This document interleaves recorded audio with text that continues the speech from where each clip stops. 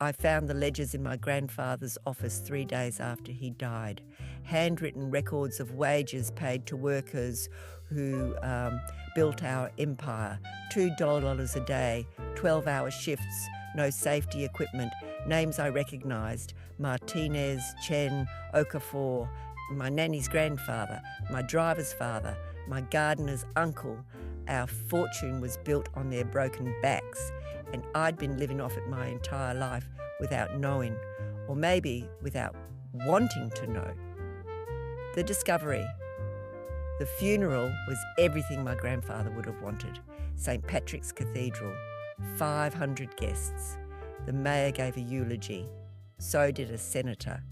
They talked about Charles Hammond's vision and his contribution to building New York and his legacy of excellence.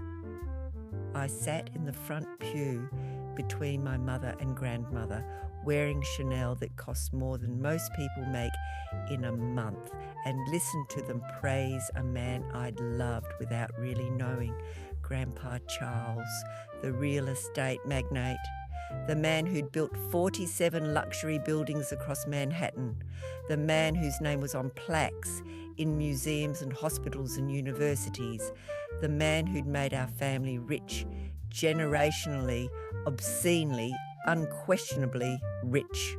I'm Sophie Hammond, 28 years old, Yale graduate, art history degree I'd never used because I'd never needed to work. I'd spent my 20s travelling, volunteering at galleries, attending benefits, living off a trust fund that paid me $500,000 annually just for existing, just for being Charles Hammond's granddaughter.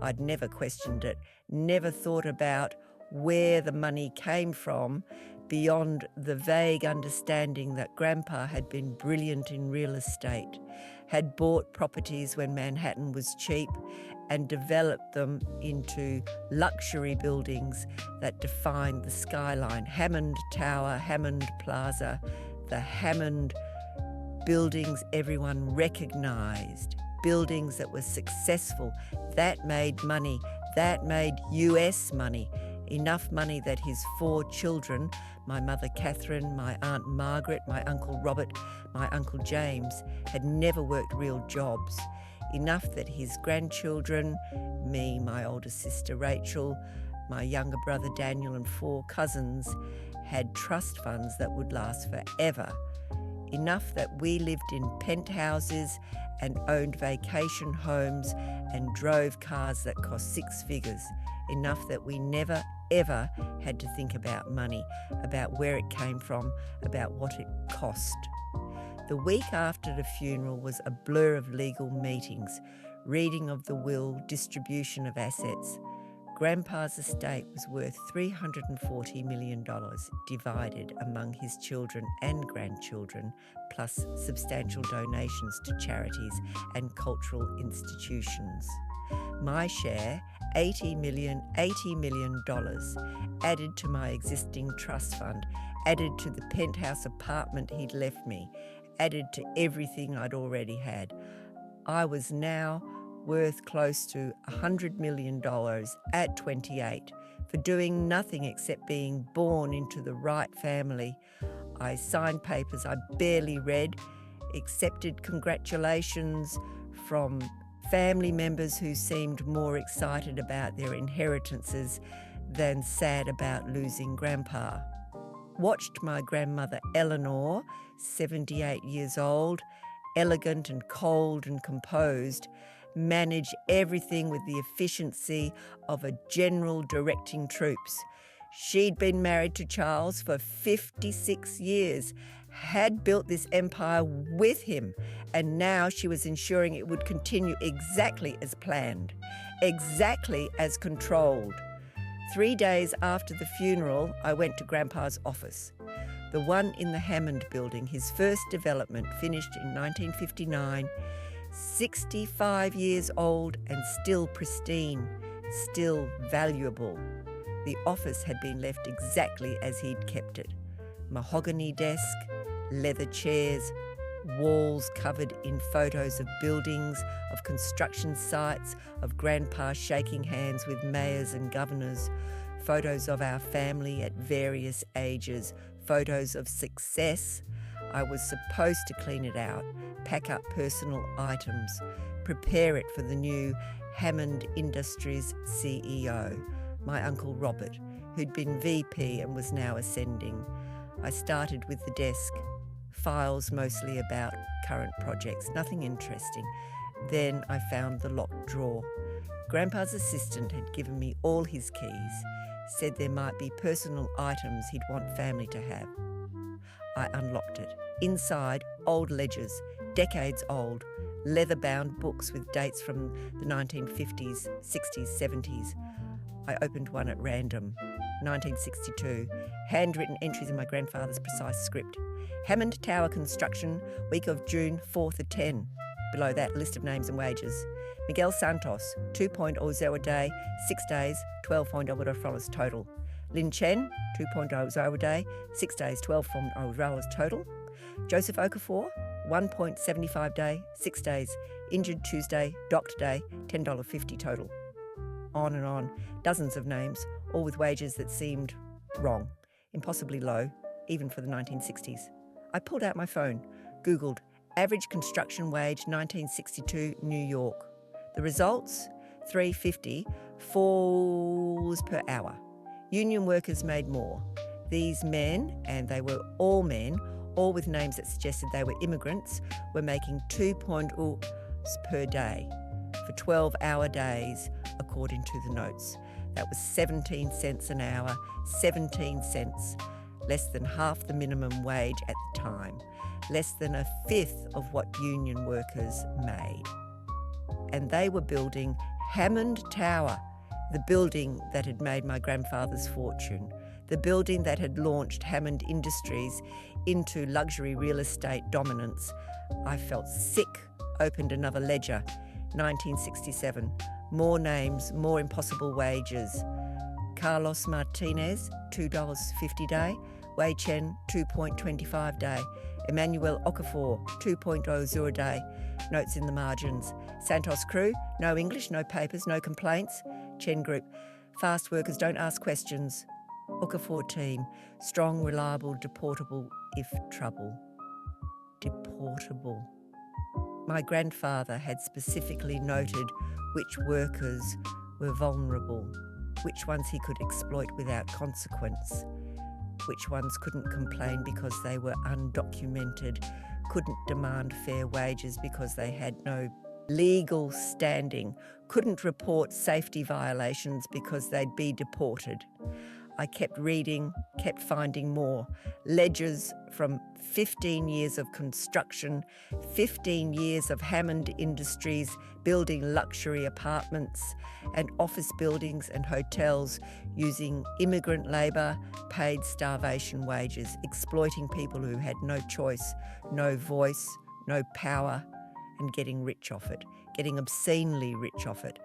There were other documents, letters from workers or their families asking for help after injuries. My husband fell from scaffolding on Hammond Plaza.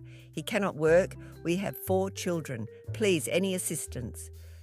Grandpa's response, noted in margin, gave $50, told him to leave sight.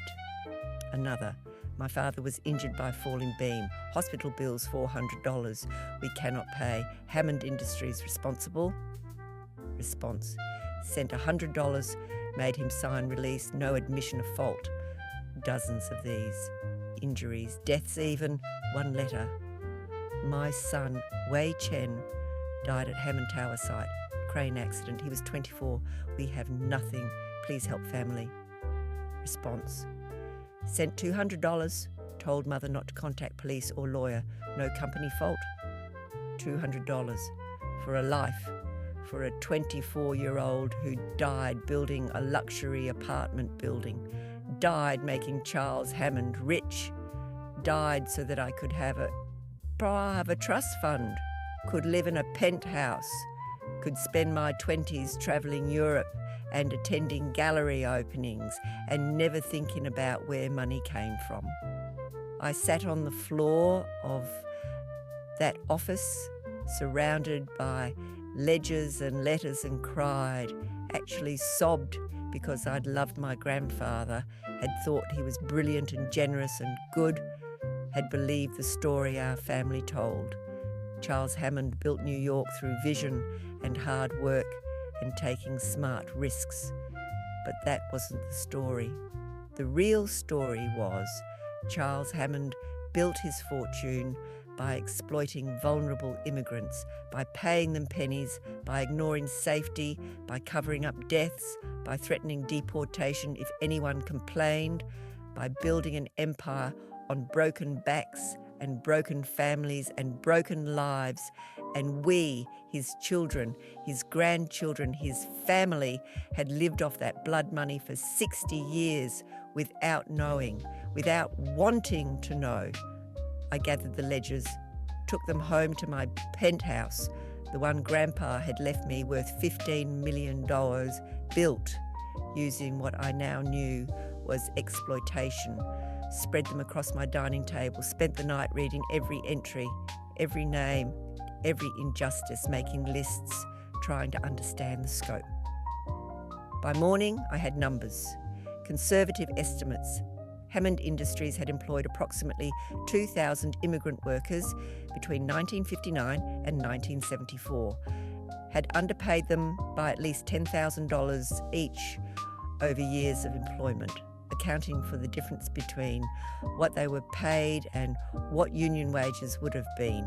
That was $20 million in stolen wages in 1970s dollars, adjusted for inflation, approximately 140 million, more than my entire inheritance, more than Grandpa's entire estate. We'd stolen more than we'd left behind, and that didn't account for the injuries, the deaths, the destroyed lives, the families that had struggled while we'd prospered, the people whose grandchildren were probably still struggling while I'd been born into wealth I'd done nothing to earn. I needed to tell someone, needed to show someone, needed someone to explain this, to tell me I was wrong, to say there was context I didn't understand, some reason this wasn't as bad as it looked. I called my grandmother. I need to see you today. It's important. I'm very busy, Sophie. The estate requires... It's about Grandpa, about house silence on the line, long silence, then come at 2, my apartment, come alone. She hung up, and I knew, she already knew what I'd found. She'd known all along. They all had, and they'd kept it secret, kept it hidden, kept profiting from it for 60 years. I arrived at my grandmother's apartment at exactly 2 p.m. She lived in a penthouse in the Hammond, Grandpa's most famous building, finished in 1961, built according to the ledgers using immigrant workers, paid $2 a day. The apartment was worth $30 million. It was filled with art and antiques and wealth, all of it financed by exploitation. Eleanor sat in her living room, dressed impeccably as always, looking like the society matriarch she'd spent decades becoming. "Sit," she said, not a greeting, a command. I sat, pulled out one of the ledgers, opened to a page, pushed it toward her. "Explain this." She looked at the page, didn't react, didn't seem surprised or shocked or anything, just looked, then pushed it back toward me. "Where did you find this?" "Grandpa's office, locked drawer. There are dozens of them. 15 years of records showing systematic exploitation of immigrant workers, poverty wages, safety violations, covered up deaths. This is how Hammond Industries was built, on stolen labour, on human suffering." "That's a very dramatic interpretation," she said calmly. "Is it? Because the numbers don't lie. Grandpa was paying people 17 cents an hour when minimum wage was over $1, when union wages were $4. He was specifically targeting immigrants with no legal status, people who couldn't complain, couldn't fight back. He was exploiting them. He was running a business, Eleanor said, in a competitive industry, in a time when everyone did what was necessary to succeed. You don't understand the context, don't understand how things worked. Things worked by stealing from vulnerable people. Things worked by taking opportunities where they existed. Those men chose to work for your grandfather. He didn't force them. They came willingly. They were paid what the market would bear. The market was artificially suppressed because you were targeting people who had no negotiating power. I was getting angry now, getting loud. You found the most vulnerable people and paid them as little as possible because you knew they couldn't fight back. That's not market forces, that's exploitation. What's your tone? Eleanor said. Ice in her voice. I am still your grandmother, and I won't be spoken to like this in my own home. Did you know? I asked. When this was happening, did you know what Grandpa was doing? Of course I knew. I knew everything. I managed the books, handled the accounts. Your grandfather and I built Hammond Industries together. Every decision was made jointly. Every strategy was shared. So yes, Sophie, I knew, and I approved, and I'd do it again, because that's how you build something. That's how you create wealth. You do what's necessary, what's smart, what works. I stared at her. This woman I'd loved my entire life, this elegant, cultured, generous grandmother who'd taken me to museums and taught me about art and given me the world she'd known, had actively participated, had helped build an empire on human suffering and felt no remorse. None. Those workers, I said, voice shaking. They had families, children. They were building luxury apartments while being paid poverty wages, while their own families struggled, while you lived in penthouses and sent your children to private schools and bought art and travelled, and that's called success, Eleanor interrupted.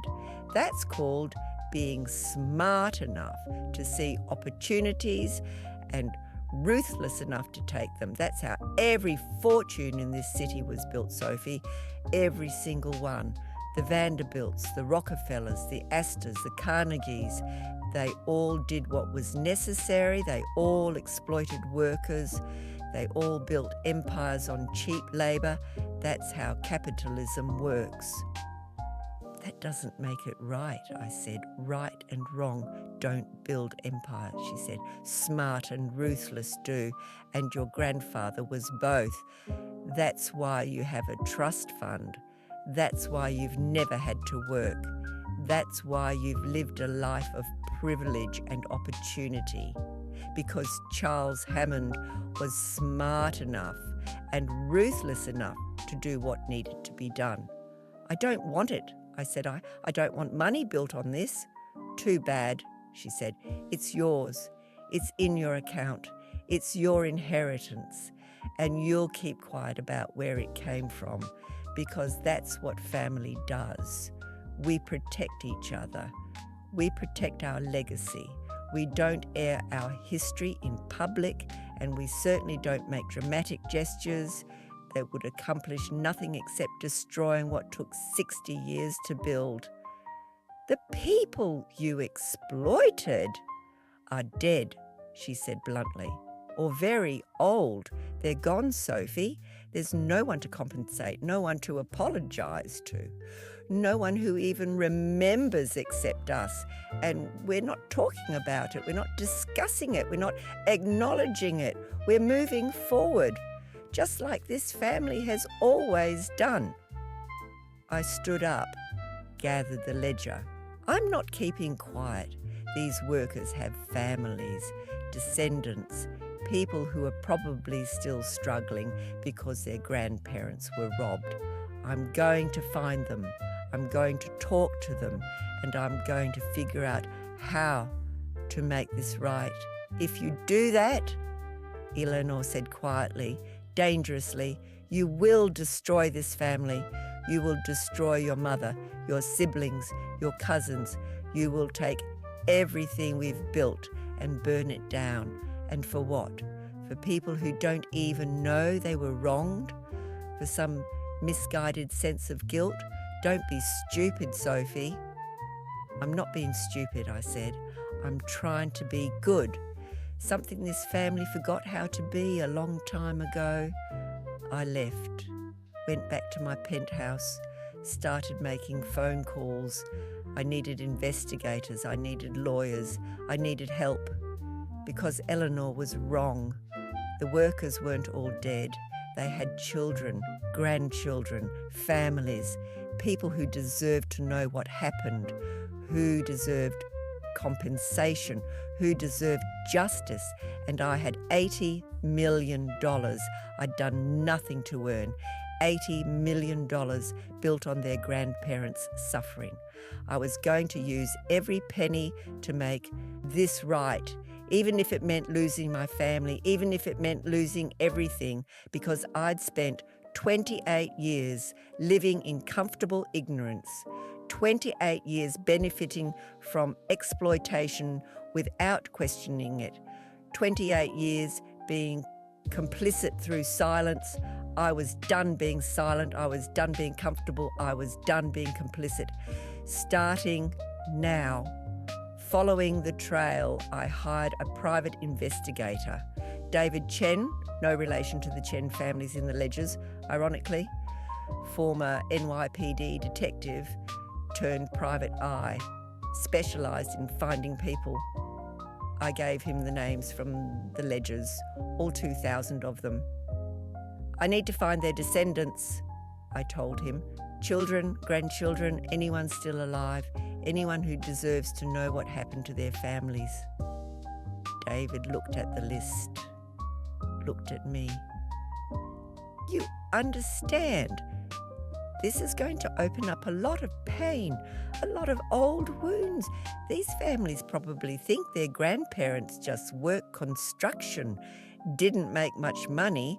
That's just how it was back then. You're going to tell them they were systematically exploited, robbed? That's going to hurt. They deserve to know, I said, and they deserve compensation. How much are we talking? However much it takes. I have 80 million. I'll use all of it if necessary. He whistled. Why, you're serious. Completely. Your family know what you're doing. Some of them, they're not happy about it. I bet. Okay, this is going to take time. Months probably. Some of these people will be hard to find. Some might not want to be found. Some might not believe you, but I'll do my best. It took 6 weeks for the first results.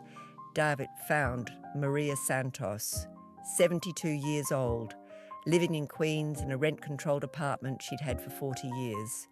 Her grandfather, Miguel Santos, had worked on Hammond Tower, a Hammond Plaza, and 3 other buildings, had worked for Hammond Industries for 8 years, made approximately $15,000 total. Should have made closer to $85,000 if he'd been paid union wages. The difference, $70,000.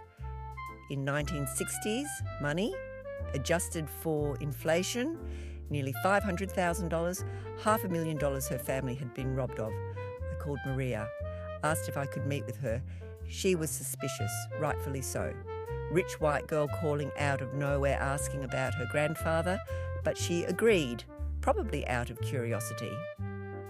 I met her at her apartment, small, clean, filled with photos of family, multiple generations, kids, grandkids, great-grandkids, a whole family tree that had grown from Miguel Santos. Tell me about your grandfather, I said after we'd settled with coffee she'd insisted on making. Maria's face softened. Abuelo Miguel. He came from Mexico in 1958, crossed the border with nothing but hope, got work in construction, sent money back home, eventually saved enough to bring my grandmother and my father. They lived in a tiny apartment in the Bronx, 5 people in 2 rooms, but they were happy. Abuelo worked hard, so hard, 12, 14-hour days, building skyscrapers. He was so proud of the buildings he worked on. Would take us to see them. I built that, he'd say. My hands put those bricks together. He died when I was 15. Heart attack, 48 years old, worked himself to death. What did he make? I asked. And working construction? Not much. Maybe $50, $60 a week. It was hard. We were always struggling. My grandmother cleaned houses. My father started working at 12 to help. We never had enough. But Abuelo was proud, said he was building America, building a future for us. I pulled out the ledger, showed her the entries for Miguel Santos, showed her the wages, $2 a day, $12 a week, for 12-hour days, 6 days a week. She stared at the numbers. This can't be right. This is exploitation. I said, my grandfather, Charles Hammond, specifically hired immigrants he knew were vulnerable, people who couldn't complain, couldn't demand fair wages, couldn't fight back. He paid them as little as possible and got rich off their labour. Miguel Santos should have made union wages, should have made 4 times what he was paid, should have made enough to give your family a comfortable life. Instead, he died at 48 and my family got rich. Maria was crying now, quiet tears. My grandmother always said there was something wrong, that Abuelo worked too hard for too little. But he told her to be grateful, told her they were lucky to have work at all, lucky to be in America. He never complained, never fought, never knew he was being robbed. I'm sorry, I said, I'm so sorry. This was wrong, criminal, and I want to make it right. How? She asked. How do you make 70 years of struggle right? How do you give back the childhood my father didn't have, the education I couldn't afford, the opportunities we lost? I can't give that back, I said honestly, but I can compensate you. Your grandfather was underpaid by approximately $500,000 in today's money. I want to give that to you, to your family. It's not enough. It doesn't fix anything, but it's what you're owed. She stared at me. $500,000. Yes. Why? Because it's right.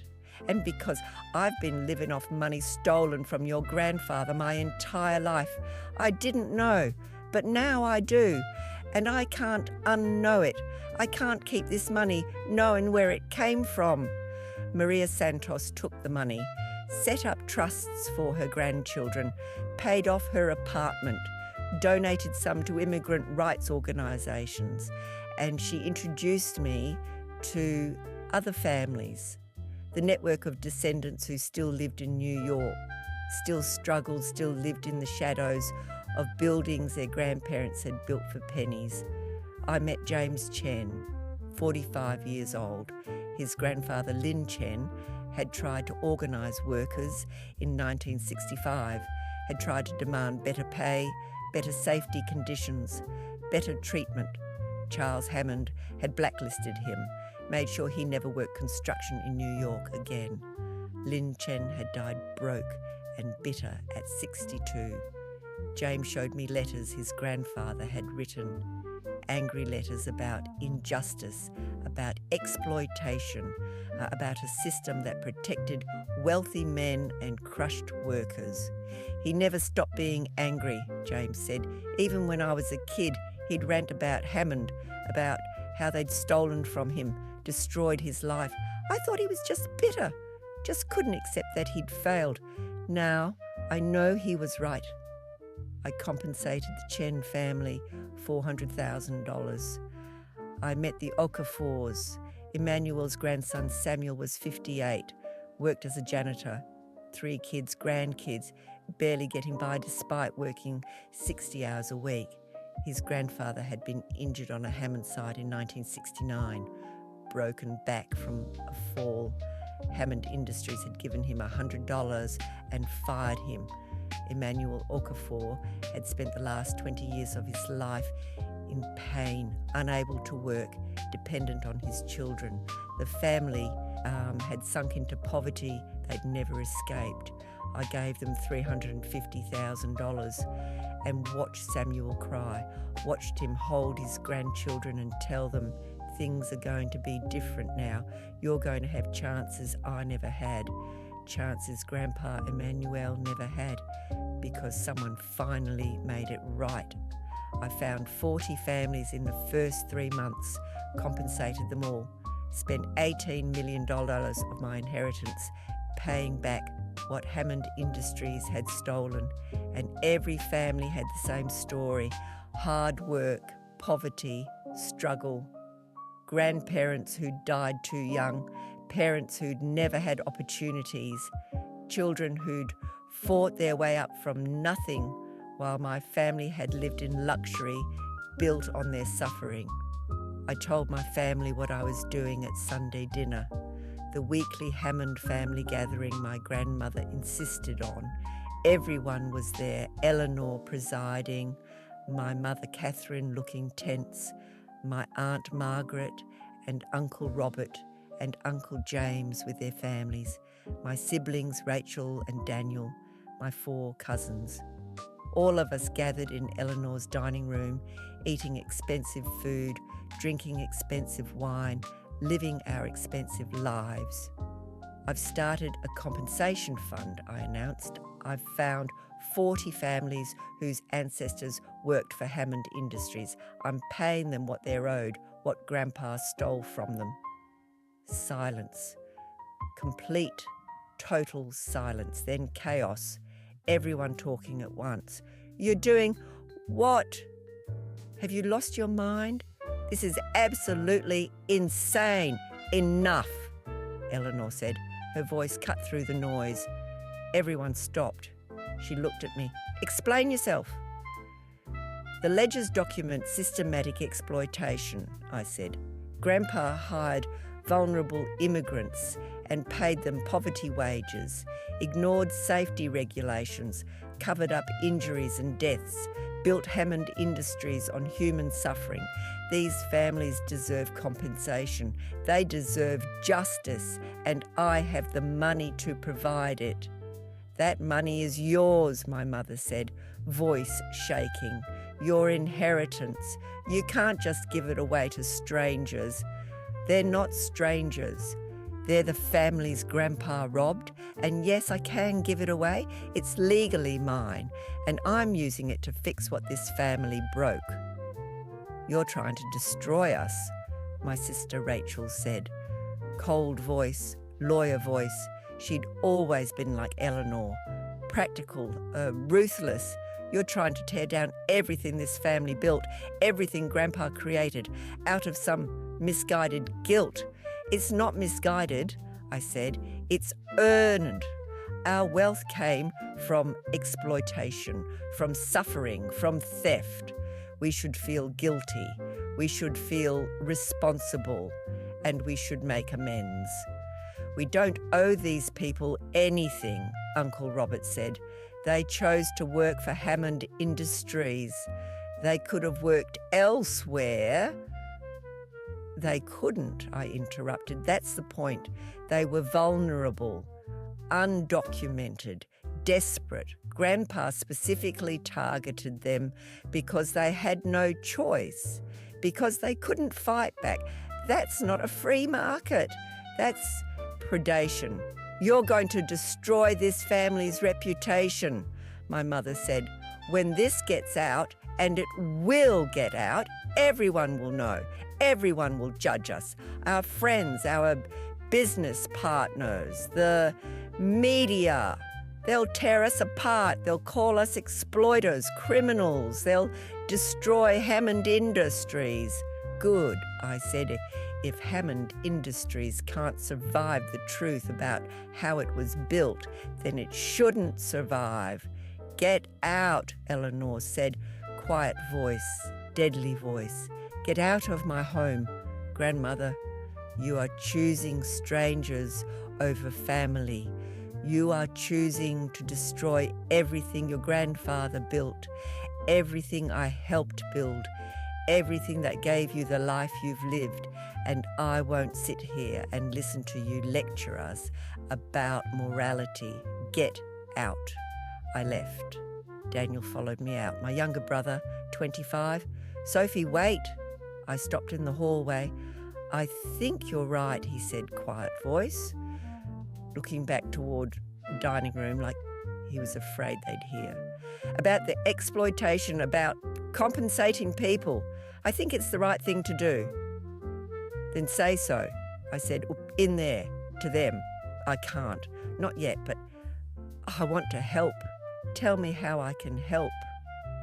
I looked at my baby brother, the one I'd protected growing up, the one who'd always been gentle where Rachel was hard, kind where the family was cruel. Find more families, I said. Help David investigate. Help me track down every person Grandpa exploited, every family that deserves compensation. Can you do that? He nodded. I'm trusting you, I said. This stays between us. Eleanor can't know, Mother can't know. If they find out you're helping, I know, I'll be careful. He was. For 3 months, Daniel worked with David in secret, finding families, documenting exploitation, building the case against our own grandfather, against our own fortune. And we found more, so many more. Workers who'd died in accidents that were covered up, families who'd been threatened into silence, immigrants who'd been deported when they complained, a systemic pattern of exploitation that lasted 15 years and destroyed hundreds of lives. By the 6-month mark, I'd found and compensated 80 families, spent $40 million of my inheritance, had $40 million left, and I was just getting started. The reckoning, the news broke 6 months after I'd started the compensation fund, not because I'd gone public. I'd been trying to handle this quietly, privately, family by family. But one of the descendants I'd compensated talked to a reporter, told their story, told the truth about Hammond Industries, and suddenly it was everywhere. Hammond heiress claims family fortune built on exploitation. Sophie Hammond compensating descendants of immigrant workers. Real estate empires, dark secret, poverty wages, covered up deaths. The media loved it. Rich girl turning against her own family, admitting generational wealth came from suffering, using her inheritance to make amends. It was the perfect story. David versus Goliath, conscience versus greed, truth versus silence. My phone exploded. Reporters calling constantly. News vans outside my building. Photographers following me. Everyone wanted a statement, an interview, the story. I gave one interview to the Times, told them everything, showed them the ledgers, the wage records, the letters from injured workers, the evidence of systematic exploitation. My grandfather built Hammond Industries by targeting the most vulnerable people he could find, I said. Immigrants with no legal status, no English, no ability to fight back. He paid them starvation wages while building luxury apartments, while getting rich, while creating generational wealth for our family.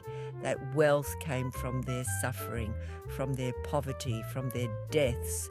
And I'm using my inheritance to compensate their descendants, to make amends for what my grandfather did, for what my grandmother helped him do, for what my family has benefited from for 60 years.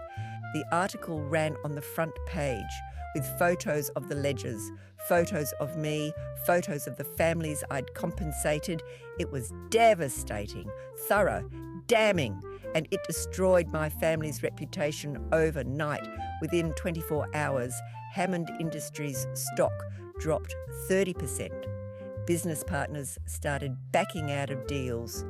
The mayor, who'd given a eulogy at Grandpa's funeral, released a statement condemning exploitation in all forms. Museums and universities that had Hammond family names on buildings started discussing whether to remove them.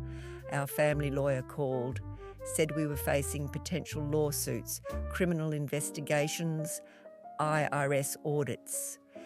"You've opened Pandora's box," he said. "Every regulatory agency in New York is going to investigate. Every worker who ever worked for Hammond Industries is going to claim they were exploited. Every business deal your grandfather made will be scrutinised. You've destroyed this family's reputation and possibly its future. I hope you're satisfied." I wasn't satisfied. I was terrified. Not for myself, I'd known this was coming, but for what I'd unleashed, for the consequences I couldn't control. My mother called, screaming on the phone.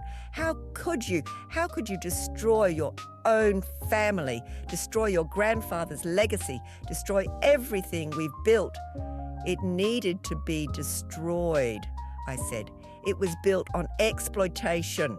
I don't care," she shouted. "I don't care how it was built. It's ours. It's our family, our legacy, our life. And you've thrown it away, thrown us away for what? For strangers, for people who don't even matter."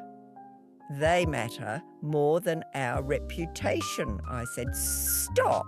Just stop with the self-righteous bullshit. You've destroyed this family. I have friends calling me, business associates, people asking if I knew, if I was complicit, people I've known for 40 years looking at me like I'm a criminal because of you, because you couldn't keep quiet, because you had to play hero." "I'm not playing hero," I said. "I'm trying to do what's right." "Then you're an idiot," she said, "because there is no right in this situation. There's only survival, and you've made it impossible for this family to survive. I'm filing papers to have you removed as a beneficiary of all family trusts. I'm cutting you out of the will. As far as I'm concerned, you're no longer my daughter. Don't call me, don't come to family events, don't contact your siblings.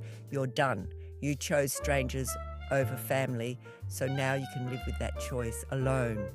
She hung up, and I sat there realising I'd lost my mother, lost her completely. She'd meant every word. I was no longer her daughter, no longer part of the family, no longer welcome. My grandmother was more calculated. She didn't call.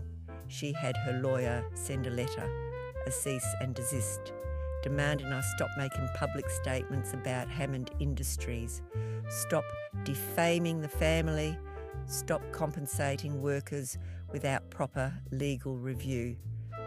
The letter threatened lawsuits, claimed I was mentally unstable and being manipulated by opportunists, said the family was filing for conservatorship, trying to take control of my inheritance by arguing I was incompetent to manage it. I hired lawyers, good ones. They told me the conservatorship wouldn't work. I was 28, had no history of mental illness, was clearly competent, but it would be expensive to fight, time-consuming, public. Your family's trying to tie you up in legal battles, my attorney said.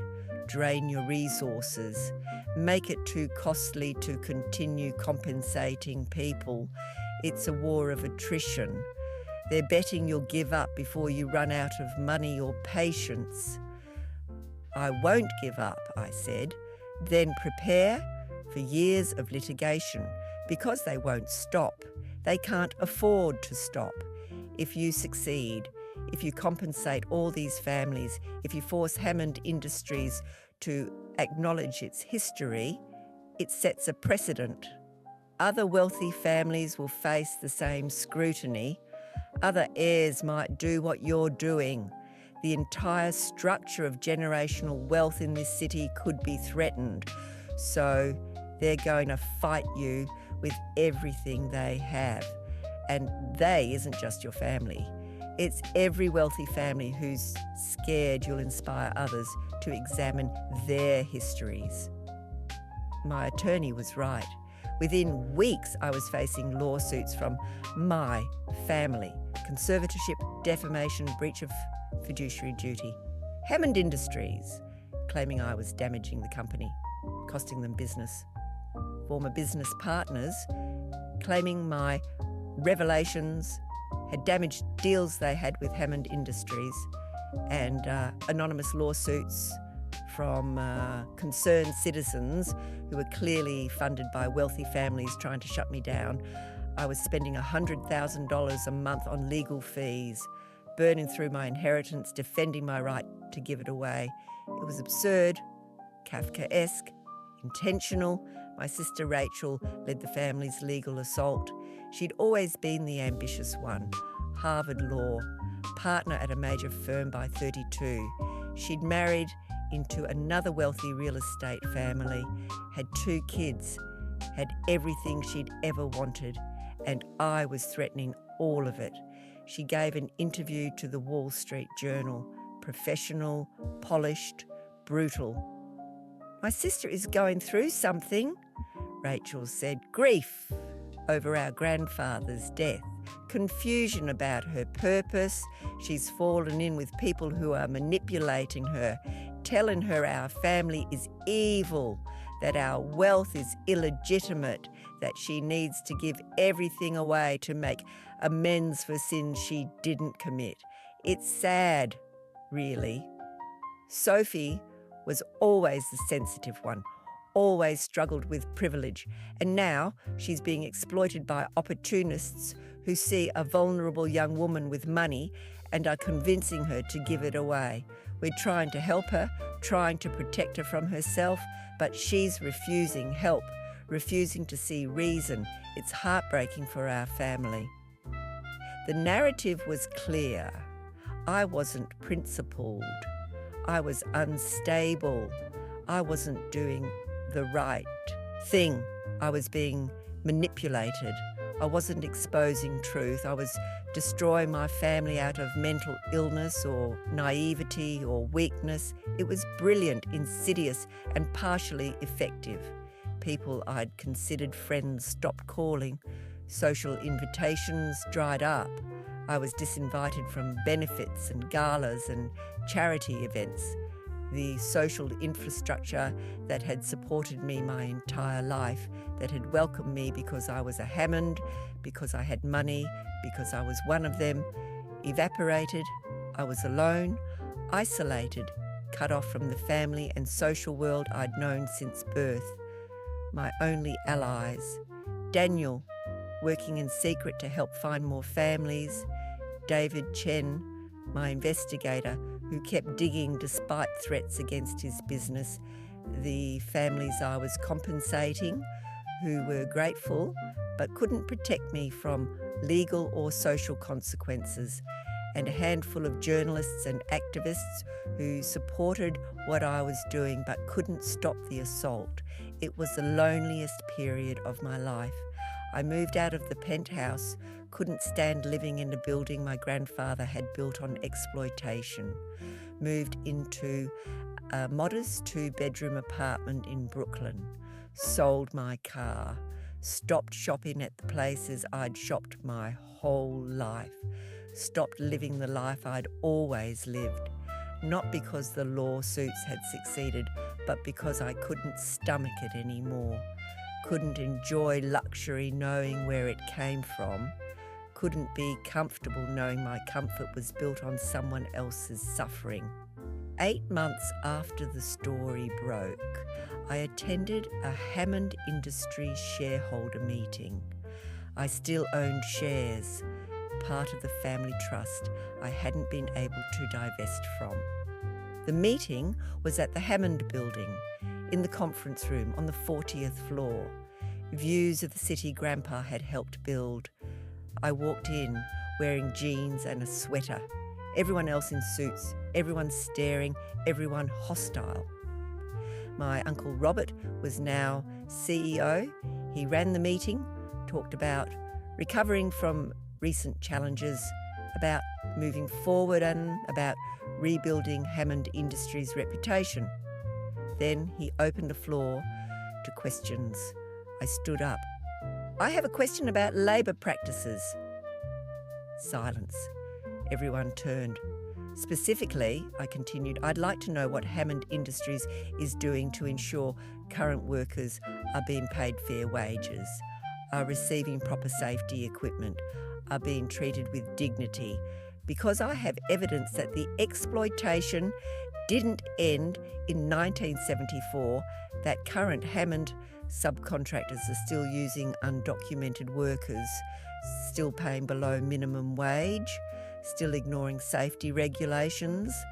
The company my grandfather built is still exploiting vulnerable people, and I want to know what this board is doing about it. Robert's face went red. This is not the appropriate venue. This is exactly the appropriate venue, I said. This is a shareholder meeting. I'm a shareholder, and I'm asking about company practices that could result in legal liability, criminal charges, further reputational damage. So I'll ask again, what is Hammond Industries doing to ensure ethical labour practices? We comply with all applicable laws and regulations, Robert said. Rehearsed answer, legal answer.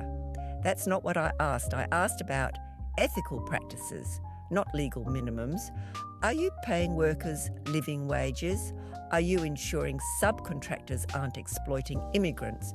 Are you taking responsibility for the people who build your buildings? Security, Robert said. Please escort Miss Hammond out. She's disrupting this meeting. 2 security guards approached. I didn't resist. Let them walk me to the elevator. Let them escort me out of the building my grandfather had built, the building that had started everything. As I left, I saw faces in the windows, workers, maintenance staff, security, people who worked in Hammond buildings for wages that probably hadn't kept up with inflation, people who were probably struggling while the Hammond family got rich off their labour. Still, always, forever. That night I got a call from an unknown number. Miss Hammond, this is Carmen Rodriguez. I work as a cleaner in the Hammond building, night shift. Okay, I said, not sure where this was going. I saw what you did today at the meeting, standing up to them, asking about workers. No one has ever done that. No one with money, no one with power. And I want to help. I want to tell you what it's really like. Working for Hammond Industries, what they do to people like me, people no one listens to. Will you meet with me? I met with Carmen the next day.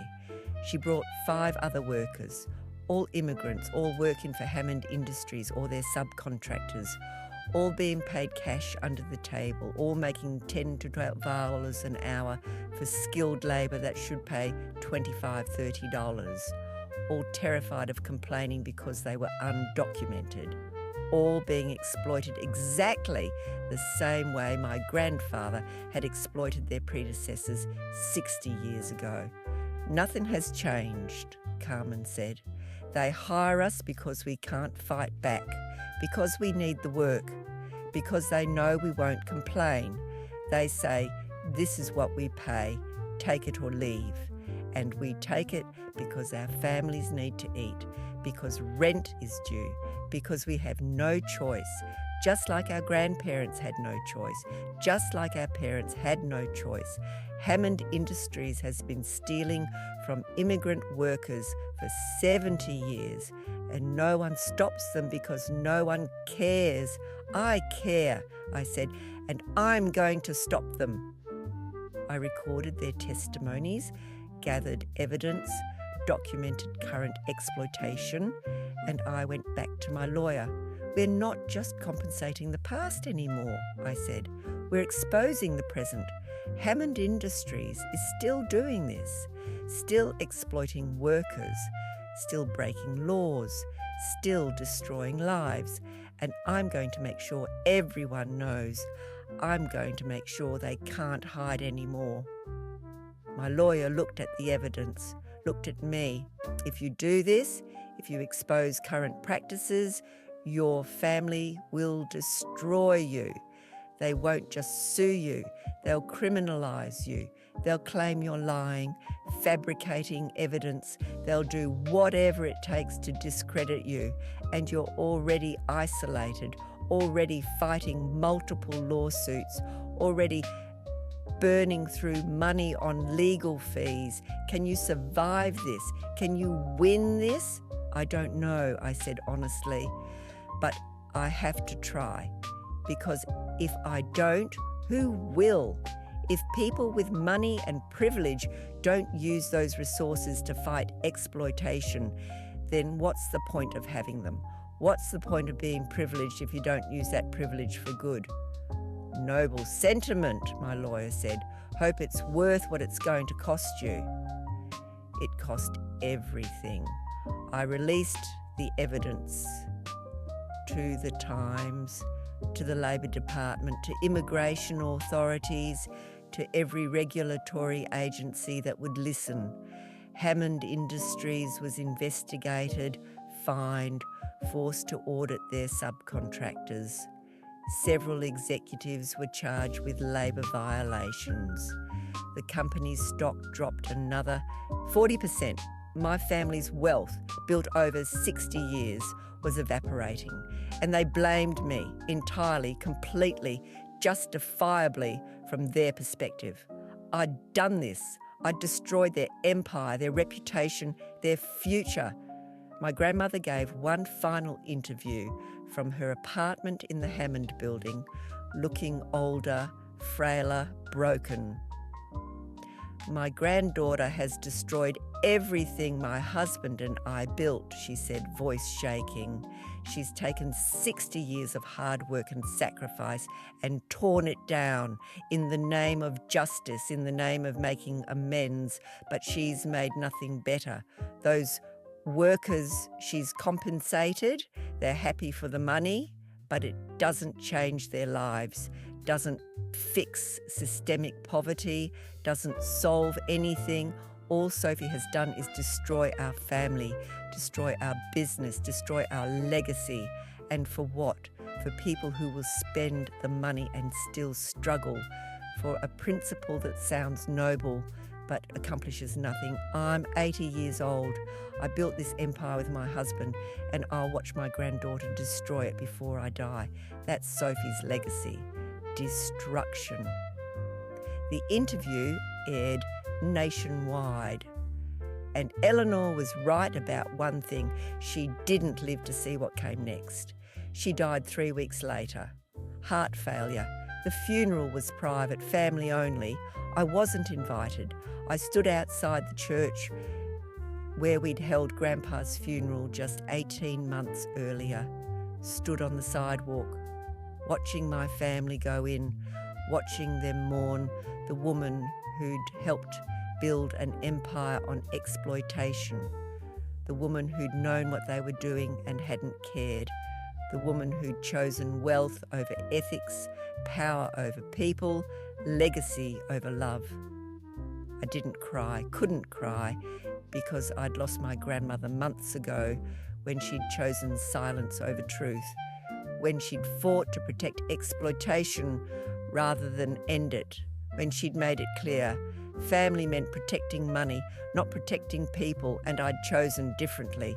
That choice had cost me everything: my mother, my sister, my grandmother, my friends, my social world, my family. I was alone, isolated, fighting legal battles I might not win, spending money on lawyers instead of compensation, watching the funds I'd dedicated to making amends shrink with every lawsuit. But I'd done one thing. I'd told the truth. I'd exposed exploitation. I'd forced Hammond Industries to change. I'd compensated 80 families who deserved justice. I'd started a conversation about generational wealth and where it came from. I'd made people uncomfortable, made them question, made them think. That had to be worth something. That had to mean something. I hoped, I prayed, because if it didn't, if I destroyed everything for nothing, then I didn't know how I'd live with myself, didn't know how I'd survive what came next, the deeper truth. I thought I knew the worst of it, thought I'd uncovered everything, poverty wages, exploitation, covered up injuries, all terrible, all damning, all proof that my grandfather had built his fortune on human suffering. But I was wrong. There was more, something darker, something my grandmother had been desperately trying to keep buried, something that explained why Eleanor had fought so viciously to keep me quiet, why she'd been willing to destroy her relationship with me rather than let the truth come out, why she'd looked so frightened in those final weeks before she died. I found it by accident, or maybe not accident. Maybe I'd been looking for it without realising, searching for the reason Eleanor had said, "There are things you don't know, things that will destroy you." 2 weeks after her funeral, I was going through boxes of documents David had compiled, evidence of exploitation spanning decades, testimonies from descendants, wage records, safety violation reports, mountains of paper documenting systematic wrong. But buried in one box, files David had pulled from old city records, I found something that made everything else look minor by comparison. Building collapse, Hammond Tower, June 15th, 1967. I stared at the file. Hammond Tower was my grandfather's crown jewel, his first major luxury building, the one that had launched Hammond Industries into the big leagues. I'd heard the story my entire life.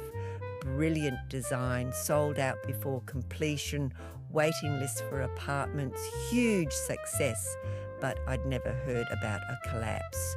The file was thin, suspiciously thin for something that should have been major news.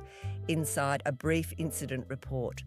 Partial structural failure during construction, east wing floors, 12:15, 8 workers killed, 17 injured. 8 workers killed, 8. And I'd never heard about it, never seen it mentioned in any family history, never heard Grandpa or Eleanor or anyone reference it. It had been completely erased from the Hammond family narrative. I kept reading. The names of the dead: Miguel Santos, different from the Miguel I'd met Maria about, this was his younger brother, Wei Chen, Lin Chen's son, Emmanuel Okafor Jr., son of the Emmanuel in the ledgers, Carlos Martinez, Jose Rodriguez, Huang Li, Dmitry Volkov, Patrick O'Brien. 8 men, 8 families, 8 lives ended because of Hammond Tower. The injured list was longer. Broken bones, crushing injuries, 1 man paralysed from the waist down, 17 workers whose lives were permanently altered, who would carry those injuries forever, who would struggle to work, to support their families, to survive. The cause of collapse, according to the report: structural failure due to inadequate support, beams and premature concrete curing, investigation ongoing, but there was a note stapled to the back, handwritten, not official. Inspector J. Morrison paid off $50,000, no charges filed, families compensated, $500 per death, case closed. $50,000 to an inspector to cover up the fact that my grandfather had cut corners, had used inadequate materials, had rushed construction to meet deadlines, had prioritised profit over safety, and 8 men had died because of it. Their families had been given $500 each, $500 for a life, $500 to stay quiet, to not go to the police, to not file lawsuits, to not make noise, $500, and the implicit threat, you're immigrants, you're vulnerable, you have no power, take the money or get nothing at all. I called David immediately. I need you to find the families of the men who died in the Hammond Tower collapse, 1967. 8 workers. I need to find their descendants now. What collapse? David asked. Exactly, I said. It was covered up. Erased, but it happened. And the families deserve to know, deserve to be compensated, deserve justice. It took Dave 3 weeks to track down the families. Some had left New York after the deaths, had moved away, unable to stay in a city that had taken their fathers, brothers, sons and given them nothing in return. Some had stayed, carrying the weight of those losses for 57 years, never knowing the truth, never knowing it could have been prevented, never knowing my grandfather had known the building wasn't safe and had continued construction anyway. I met with Rosa Martinez first, 72 years old, daughter of Carlos Martinez, who died at 34. My father was going to bring us to New York, she told me. He'd been working construction for 3 years, sending money back to Mexico, saving up to bring my mother and me and my 2 brothers. We were supposed to come that summer, July 1967, and then in June we got a telegram. Carlos Martinez died in accident, body being sent home. That was it. No details, no explanation, just dead. Did anyone from Hammond Industries contact your family? I asked. A man came, American, gave my mother an envelope, said it was compensation, $500, told her to sign a paper saying she wouldn't pursue any claims. My mother couldn't read English. She signed. She needed the money. We had nothing. My father had been our only income. Without him, we were starving. So she took the money and signed a paper and buried my father, and that was that. We never came to New York, never had the life he'd been working for, never got the future he'd died trying to give us. Rosa was crying now, after 57 years, still crying for the father she'd lost at age 15, for the life her family never had, for the injustice that had never been addressed. It wasn't an accident, I said quietly. The building collapse was caused by your grandfather using inadequate materials, cutting corners to save money, rushing construction. The inspector who should have shut down the site was paid off. Your father died because Charles Hammond prioritised profit over safety, because he didn't care about the workers building his luxury tower, because immigrant lives were cheaper than proper construction materials. I'm so sorry. I'm so sorry. How much was my father's life worth? Rosa asked. To your grandfather. In real terms, how much did he save by using cheap materials instead of proper ones? I'd already done the math. Had David's construction expert analysed the records. Approximately $200,000, I said. That's how much proper materials and adequate construction time would have cost.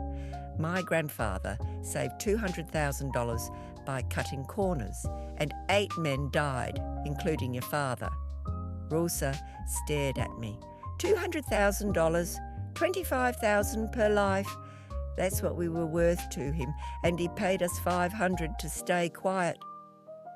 I'm going to give you what you're owed, I said. Your father was 34 when he died. He would have worked another 30 years. At proper union wages, he would have made approximately $1.2 million over his career. Your family lost that income, lost his support, lost the future he was building. I can't give you your father back, can't give you the life you should have had. But I can give you the money you should have received, $1.2 million plus. Compensation for pain and suffering, for 57 years of struggling without him, for the truth that was hidden from you. Total $2 million. It's not enough. It will never be enough, but it's what I can do. Rosa took the money, used it to bring her family to New York. Finally, after 57 years, the family Carlos Martinez had died trying to bring his grandchildren, his great-grandchildren, the descendants he'd never met. They came to New York, and Rosa took them to Hammond Tower, stood outside the building her father had died constructing, the building that had made my grandfather rich, the building that still stood, luxury apartments worth millions, built on her father's blood. My father built this, she told her grandchildren, and it killed him, and the people who owned it paid my mother $500 to stay quiet. But now they're finally paying what they owe. Now finally there's justice. I met with all 8 families over the next month, gave them each $2 million, told them the truth about how their father's brother's sons had died, showed them the evidence of the cover-up, the bribes, the inadequate materials, the prioritization of profit over human life. Some families were grateful, some were angry. 57 years of anger that had been buried because they'd never known there was someone to blame, someone who'd caused it, someone who should have been held accountable but never was. Wei Chen's widow, Lin Chen's daughter-in-law, now 84 years old, looked at me with eyes full of rage. Your grandfather killed my husband, she said, killed him and paid me $500, and I never knew. I thought it was just an accident, just bad luck, just the risk of construction work. But it wasn't, it was a murder. Your grandfather murdered my husband to save money, and you want to give me $2 million and make it right? I don't think I can make it right, I said honestly. I don't think money can fix this, but I'm trying to do what I can, trying to acknowledge the truth, trying to compensate what was stolen. I know it's not enough. You're right, it's not enough, she said. My husband was 29. We'd been married 3 years. I was pregnant with our daughter. He died, and I raised her alone, worked 3 jobs, struggled every day, and your family got rich off buildings he died constructing. Your family lived in luxury while I scrubbed floors, while my daughter wore second-hand clothes, while we lived in a studio apartment with no heat. You can't make that right. You can't fix 57 years of suffering with a check. I know, I said, you're right, absolutely right, but I'm trying to do something, trying to acknowledge what happened, trying to use the money I inherited, money built on your husband's death, to compensate your family. You can refuse it. You can tell me to leave. You have every right to your anger, every right to hate me and my family, but I'm offering what I can. Please, please let me try to make some part of this right. She took the money eventually, but she was right. It didn't make it right, didn't fix anything, just acknowledged that a debt existed, that my family had owed her family for 57 years, that blood money had finally been paid. As I compensated the 8 families, $16 million total, I realised this changed everything, changed the entire narrative. This wasn't just exploitation anymore, this was death. This was manslaughter at minimum, possibly criminally negligent homicide. My grandfather had known the building wasn't safe, had known proper materials and proper timeline were necessary, had chosen to cut corners anyway, had prioritised profit over safety, and 8 men had died and he'd covered it up, paid off the inspector, paid off the families, made it all disappear and continued building, continued getting rich, continued creating the Hammond Empire with blood on its foundation. I had to know, was this the only time, the only incident, or had there been others?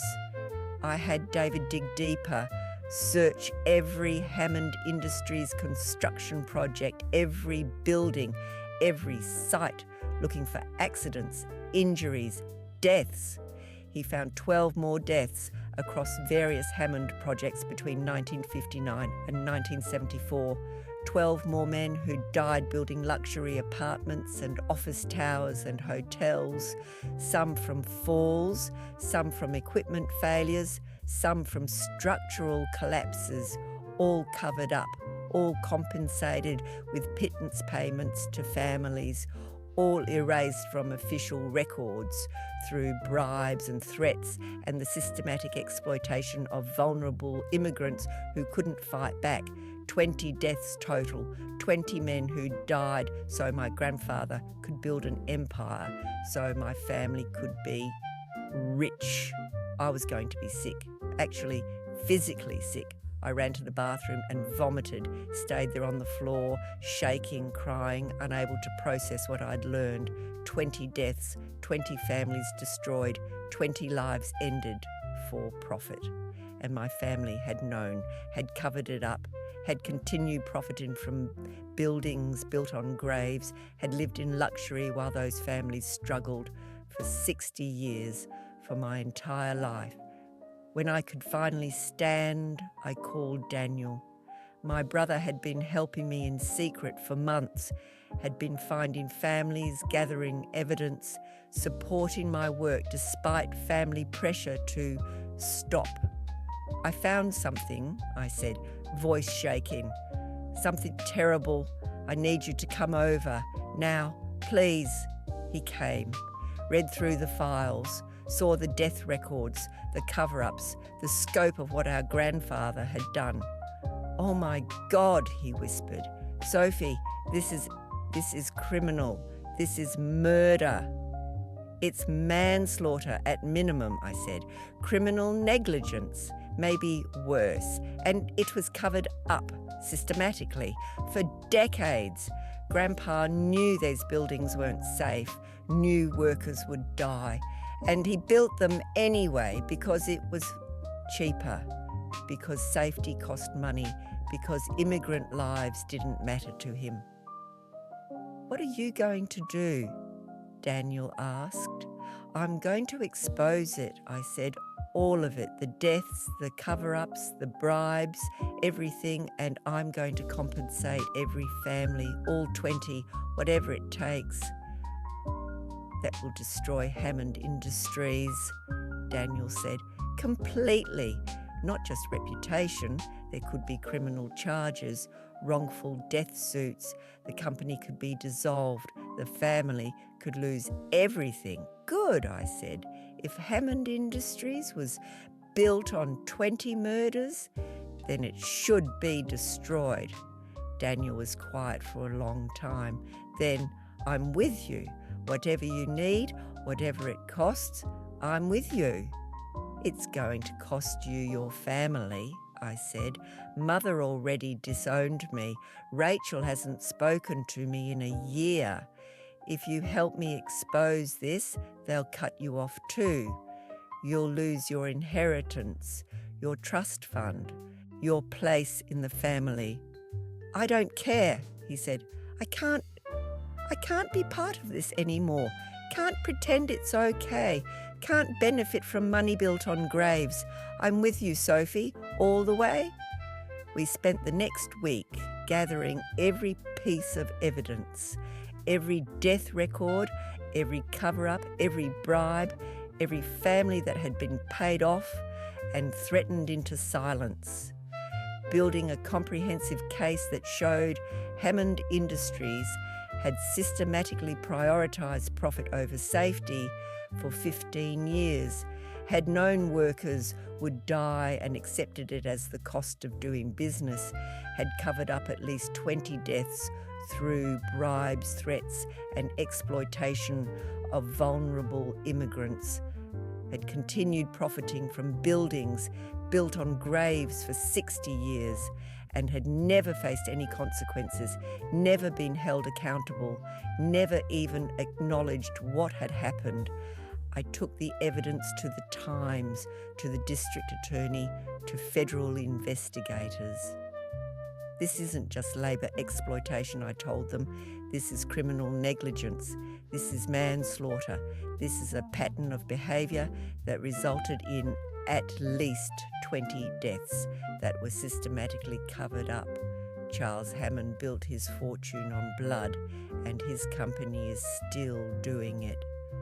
The investigator looked at the files, looked at me. You understand what you're doing. You're not just exposing your grandfather, you're potentially implicating everyone who knew, everyone who helped cover this up. That includes your grandmother, your mother, your uncle who's now CEO, anyone in Hammond Industries leadership who knew about these deaths and didn't report them. You're destroying your entire family. They destroyed themselves, I said, by choosing money over ethics, by choosing silence over truth, by choosing profit over human life.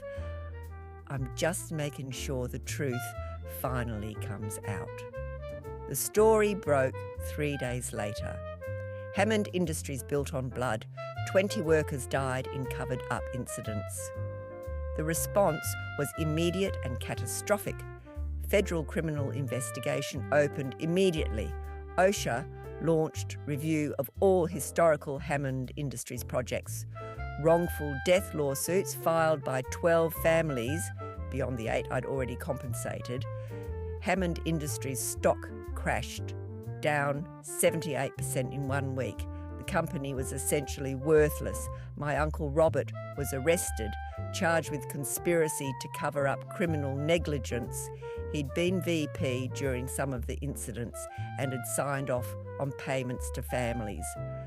Several former executives were also arrested. My mother was questioned by federal investigators.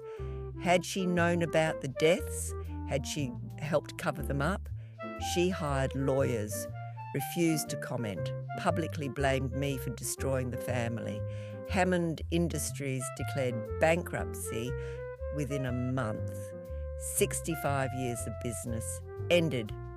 The buildings were sold off to pay legal fees and lawsuit settlements. The Hammond name was stripped from museums and universities. Scholarships were cancelled. Donations were returned. Everything Grandpa and Eleanor had built, everything they'd spent 60 years creating, was gone, destroyed, erased as thoroughly as they'd erased those 20 deaths from the record. My family was united in one thing, hating me. Mother, Rachel, my aunts and uncles, my cousins, all of them. I'd destroyed the family business, destroyed the family reputation, destroyed the family wealth. I'd chosen strangers, dead immigrants over my own blood, had torn down everything for people who couldn't even thank me because they were dead. Rachel gave another interview, composed, professional, venomous. My sister destroyed our family over deaths that happened 60 years ago, she said. Tragic deaths, certainly, but accidents that were handled at the time according to the standards of the era. Sophie has decided 60 years later, that those standards weren't good enough, that our grandfather was evil, that our entire family is evil, and she's used her inheritance and her platform to destroy everything. For what? For justice. For 20 people who died 6 decades ago.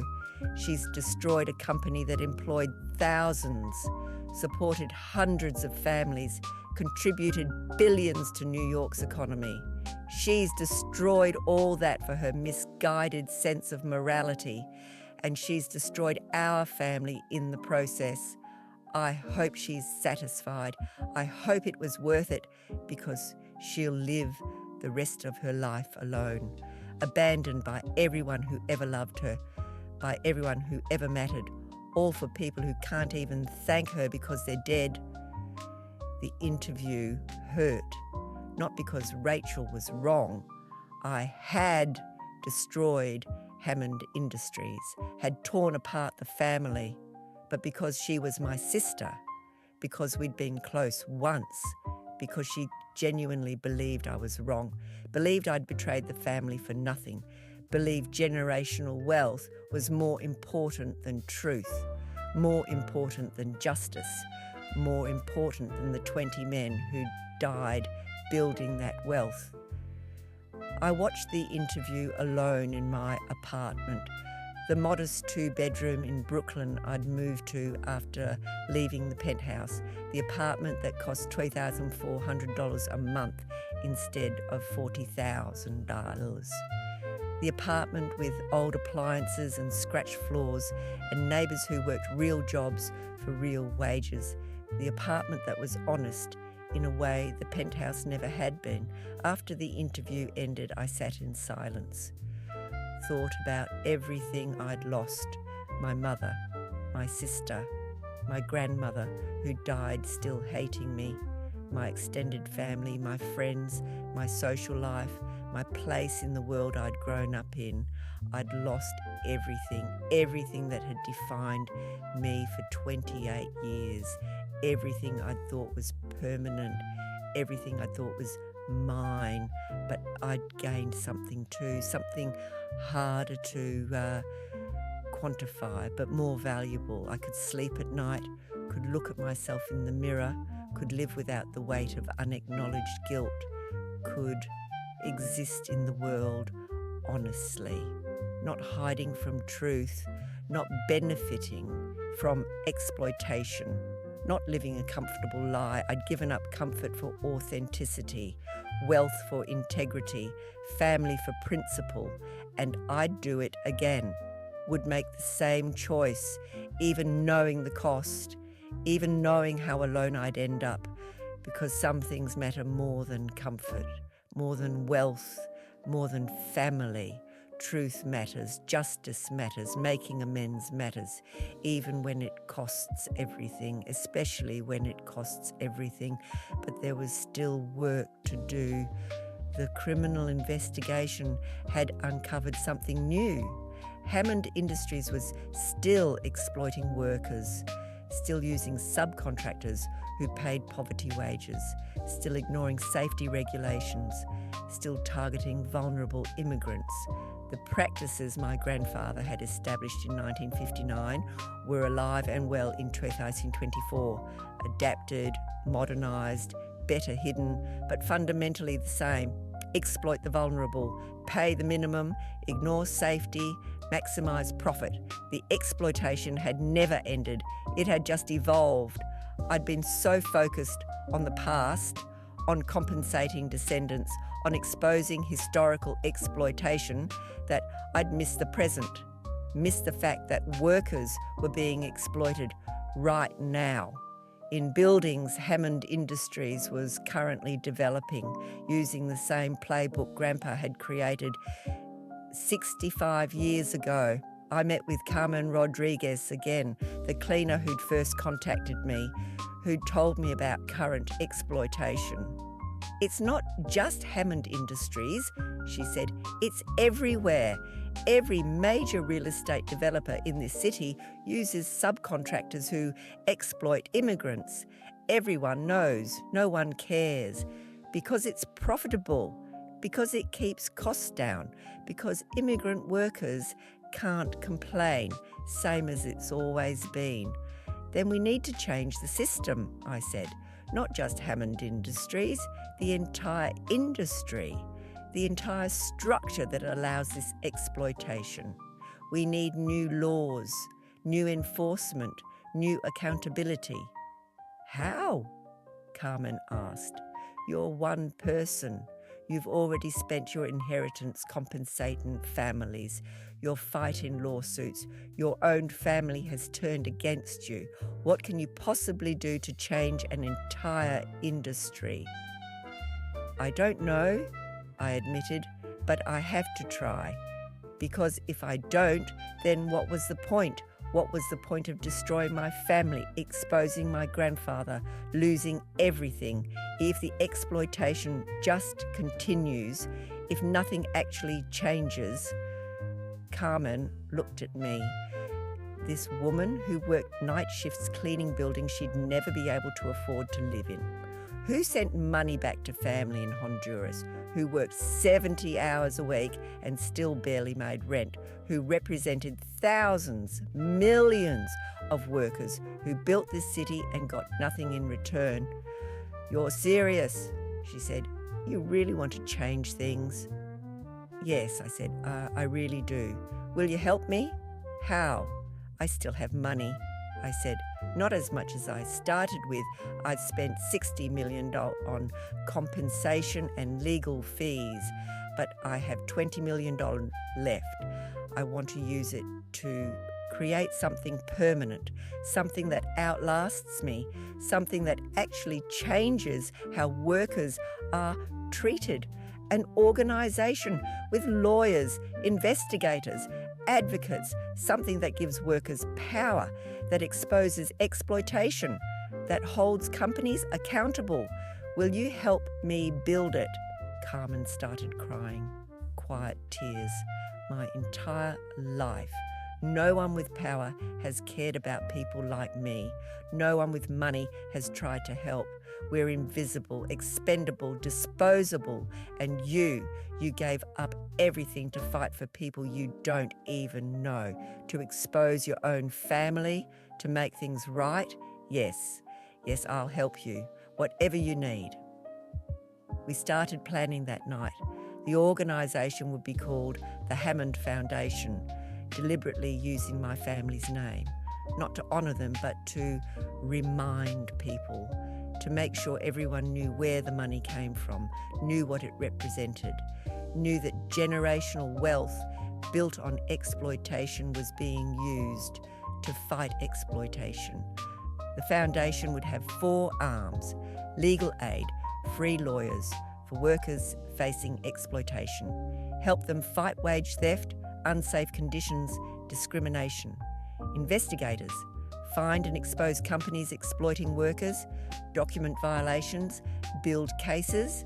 Advocacy, lobby for stronger labour laws, better enforcement, real consequences for companies that exploit workers. Direct support, emergency funds for workers who lose jobs for complaining, medical care for injured workers, support for families. It would be funded by my remaining inheritance.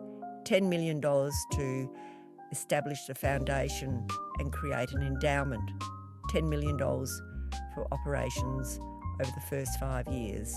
After that, it would need to become self-sustaining through donations and grants. But it would exist, would be real, would give workers power they'd never had before. I also set aside money for the families of the 12 additional deaths David had uncovered, $1.5 million each, $18 million total, which meant I'd need more money, would need to find funding beyond my inheritance. I sold the penthouse Grandpa had left me, got $14 million.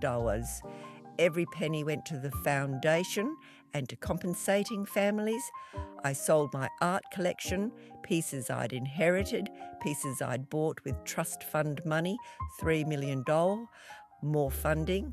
I liquidated everything, every asset, every possession of value, turned my entire inheritance, every dollar of blood money into compensation and into the foundation, into something that would fight the system my grandfather had built.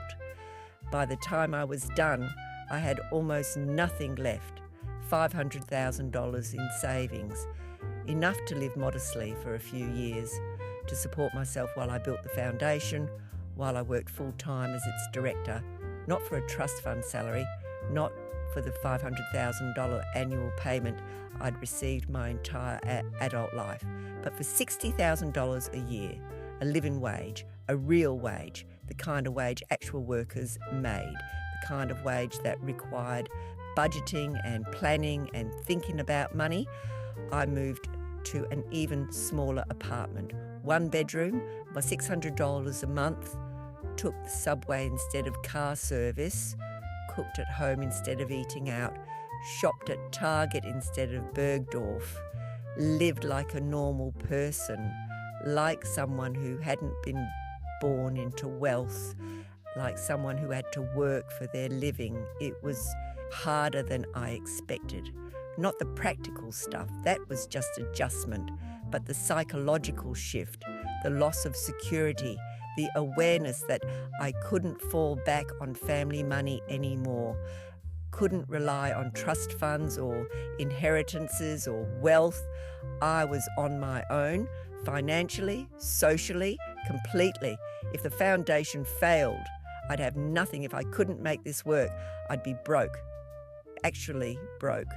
For the first time in my life, it was terrifying and liberating, because for the first time in my life, I was living honestly, was earning what I had, was building something through work rather than inheritance, was existing in the world without the cushion of unearned wealth. I was real, finally, actually, genuinely real.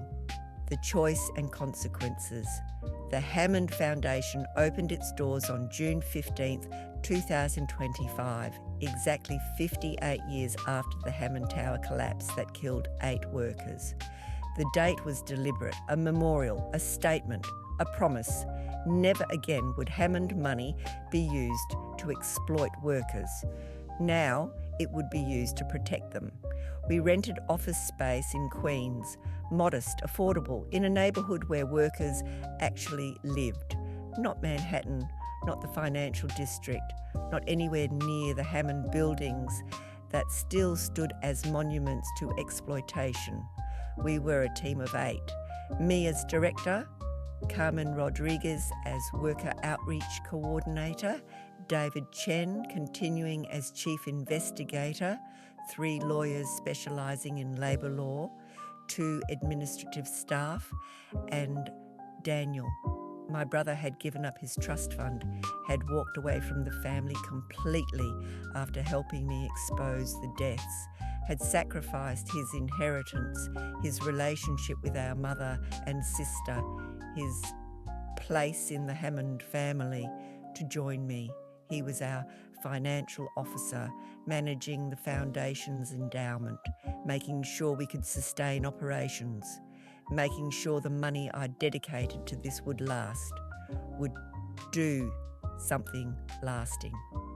We need to make $10 million last 5 years while we build a donor base, he said at our first staff meeting.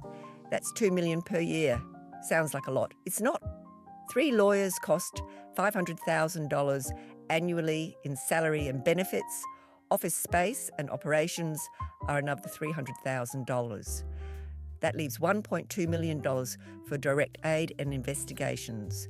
We need to be strategic, need to choose cases carefully, need to make every dollar count.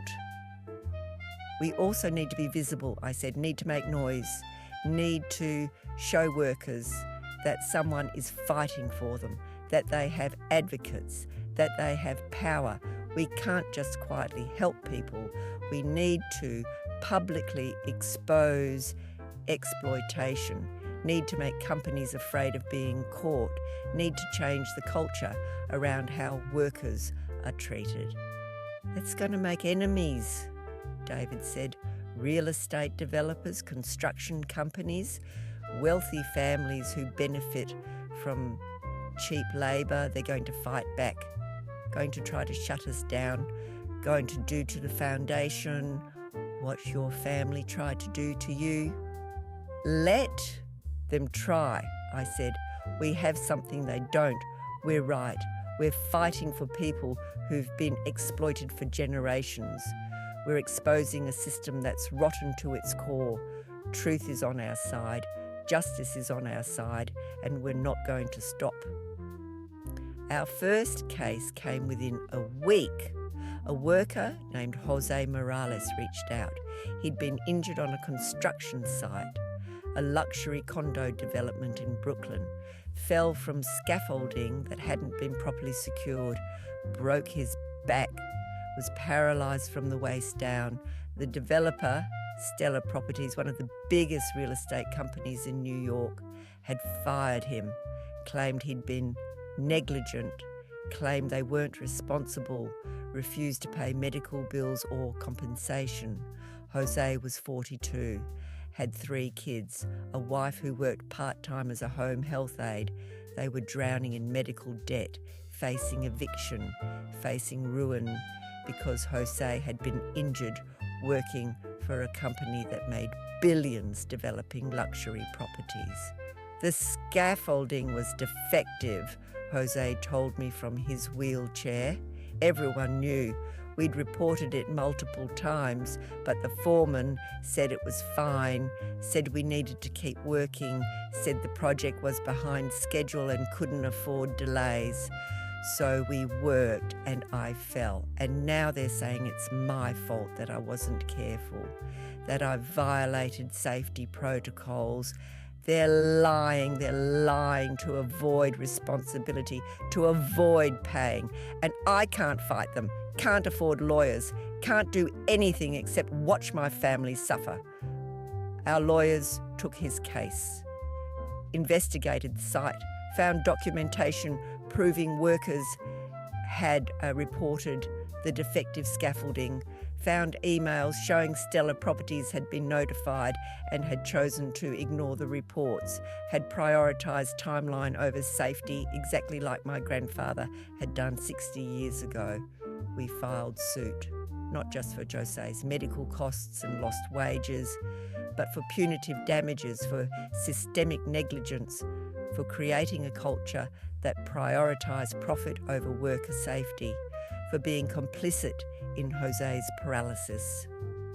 Stellar Properties fought back hard, hired the best lawyers, tried to intimidate Jose into dropping the suit, tried to intimidate US into dropping the suit, sent cease and desist letters, threatened countersuits, threatened to investigate our funding sources, threatened to destroy us.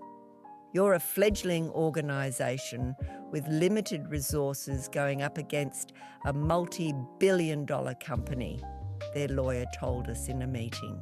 You can't win. You'll burn through your fund and fighting a case, you'll lose. And even if you somehow won, the precedent would be devastating. Every worker who's ever been injured would sue.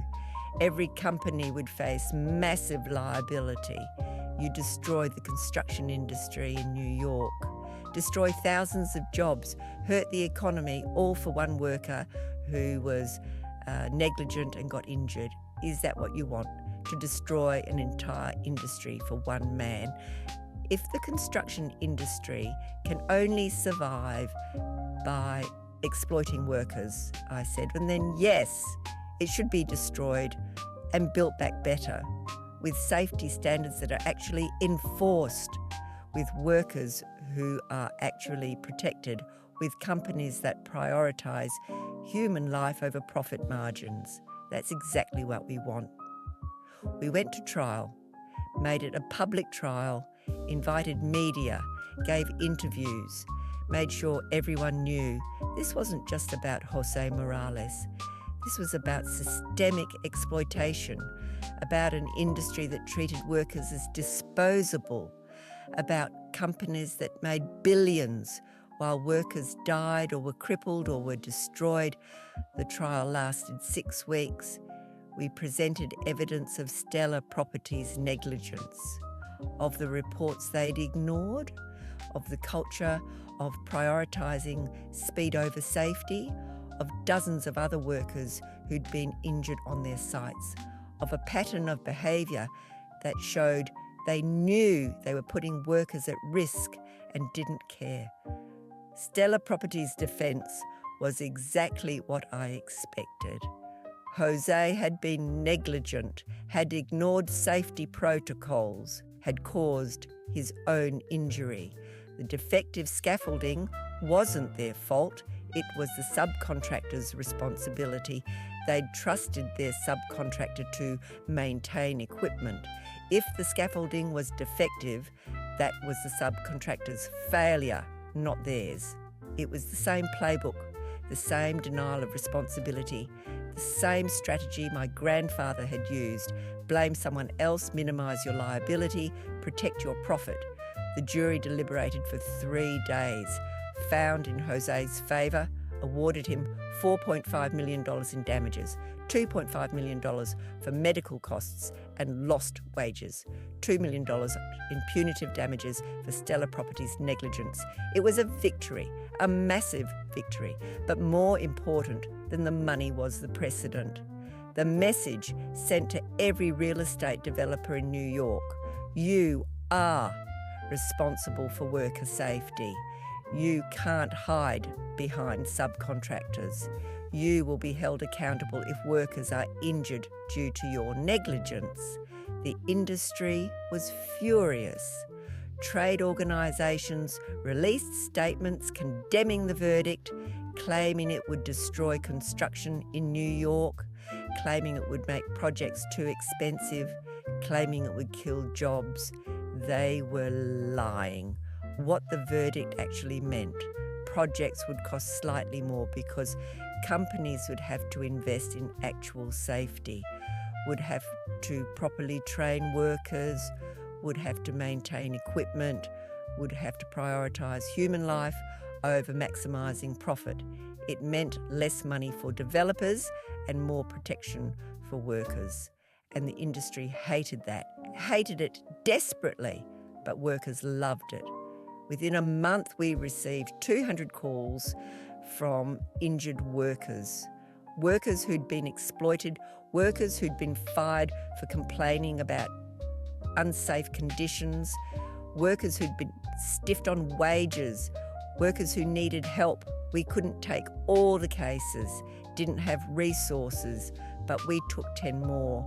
The most egregious, the most clear-cut, the ones that would set more precedents, that would change more policies, that would matter most. We won 7 of the 10, lost 3, but even the losses were important because they showed we wouldn't be intimidated, wouldn't back down, wouldn't stop, would keep fighting even when we lost, even when it was hard, even when the odds were against us. 1 year after opening the foundation, I did an accounting of what we'd accomplished. Compensated 127 families descended from workers my grandfather had exploited, $58 million total. Compensated all 20 families of workers who died in Hammond Industries accidents, $31 million total. Won 7 major lawsuits against real estate developers for worker exploitation, securing $18 million in damages for injured workers. Forced 14 companies to reform their labour practices through investigations and public pressure.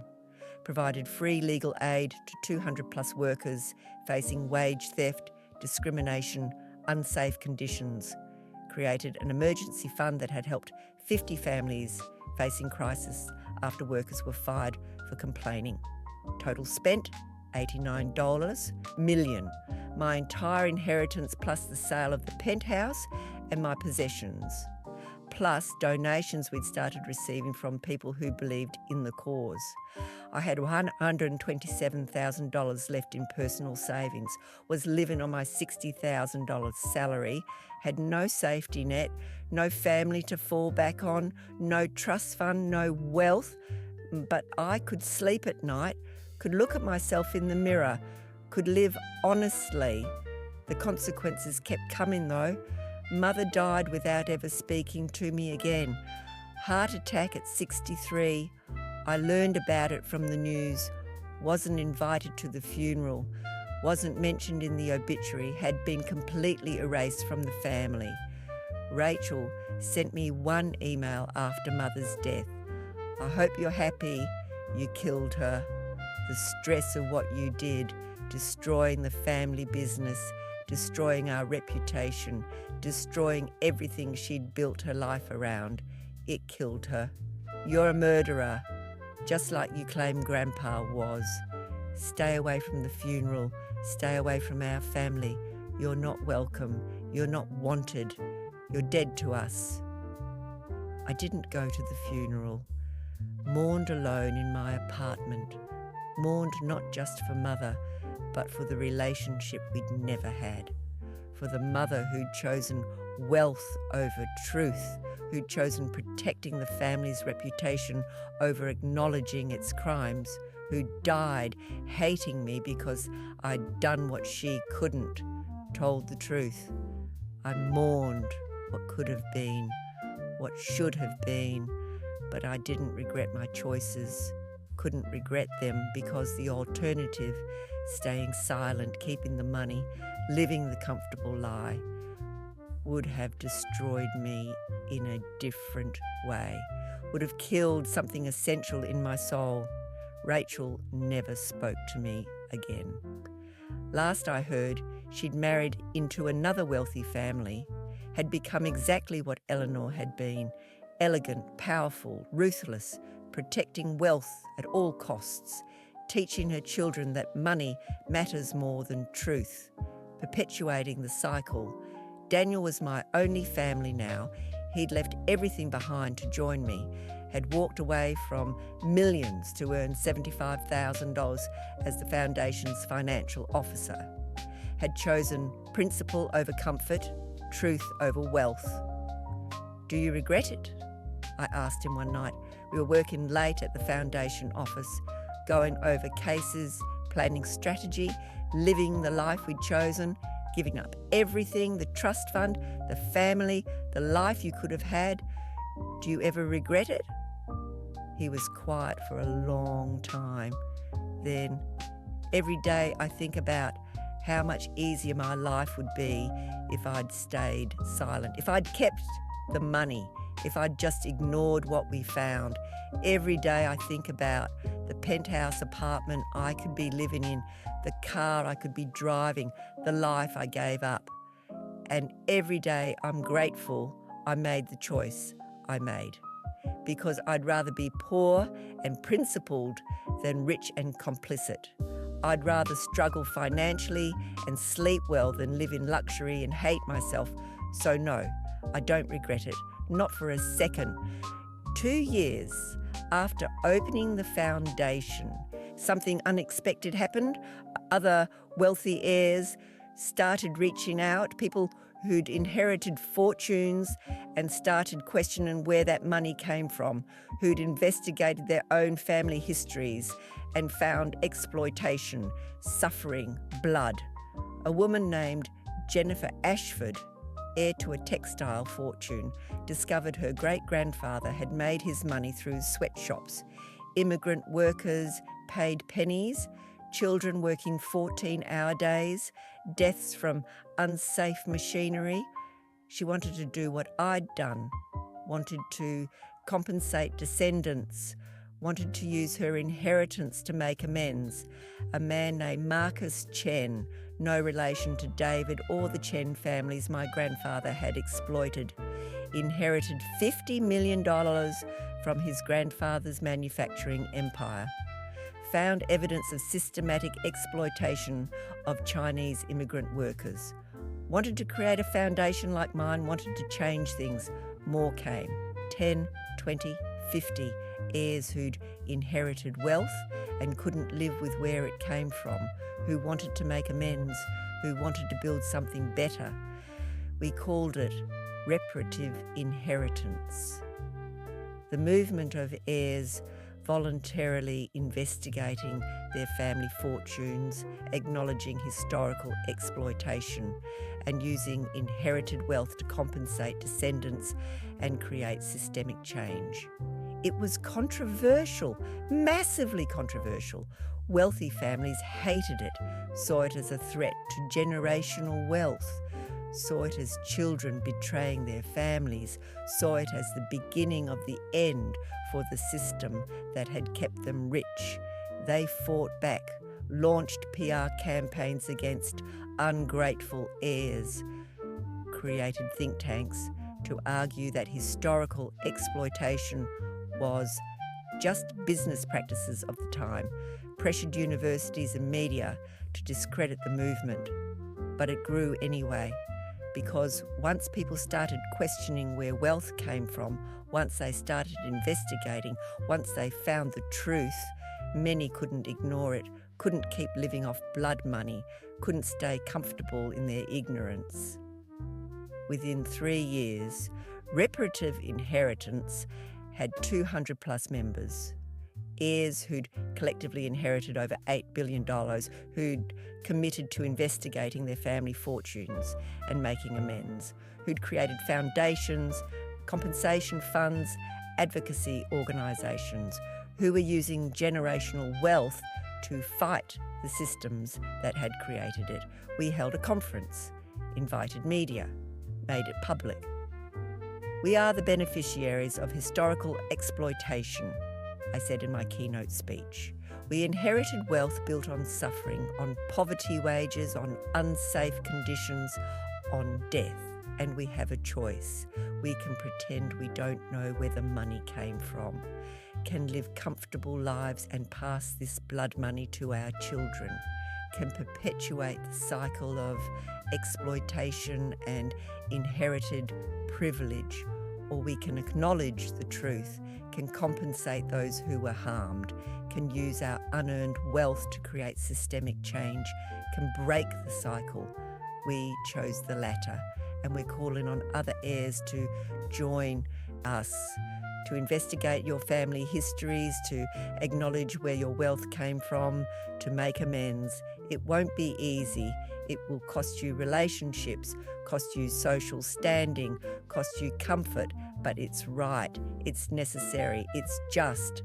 And if we don't do it, if people with privilege and resources don't use those advantages to fight exploitation, then who will? If not us, who? If not now, when? The speech went viral, was shared millions of times, sparked debates, inspired some, enraged others, but it moved the conversation, made people think about generational wealth, about where money came from, about who paid the price for someone else's fortune. Not everyone joined the movement. Most wealthy heirs chose to keep their money, chose to ignore where it came from or rationalise it, or simply not care. But some joined, and that was enough. Enough to create change, enough to start shifting culture, enough to make a difference. 5 years after I'd found those ledgers in my grandfather's office, the Hammond Foundation had compensated over 500 families descended from exploited workers, $180 million total, my inheritance plus donations. 147 lawsuits against companies for labour violations, $156 million in damages awarded to workers, forced 78 companies to reform labour practices through investigations and public pressure, provided free legal aid to 2,000 plus workers, created a network of 15 similar organisations across the country, all founded by heirs practising reparative inheritance. Successfully lobbied for stronger labour protections in New York, including harsher penalties for safety violations and better whistleblower protections, changed the conversation about generational wealth and where it comes from. It wasn't enough, would never be enough. Exploitation still existed. Workers were still being underpaid, endangered, exploited. The system was still broken, but it was better, measurably, documentably better than it had been, and it would keep improving because we weren't stopping, would never stop, would keep fighting until every worker had protection, dignity, fair wages, safe conditions, until exploitation was impossible, until the system changed. Fundamentally, I was 33 now, 5 years since I'd found the ledgers, 5 years since my life had been torn apart and rebuilt, 5 years of fighting, losing, winning, growing. I lived in the same modest apartment, made the same $60,000 salary, had $43,000 in savings, not much but more than most Americans, had no family except Daniel, had no social life beyond work, had sacrificed everything comfortable for something meaningful, and I'd never been happier. Not happy in the way I'd been in my 20s, that had been comfort masquerading as happiness, ease mistaken for contentment, privilege confused with joy. This was different. This was purpose.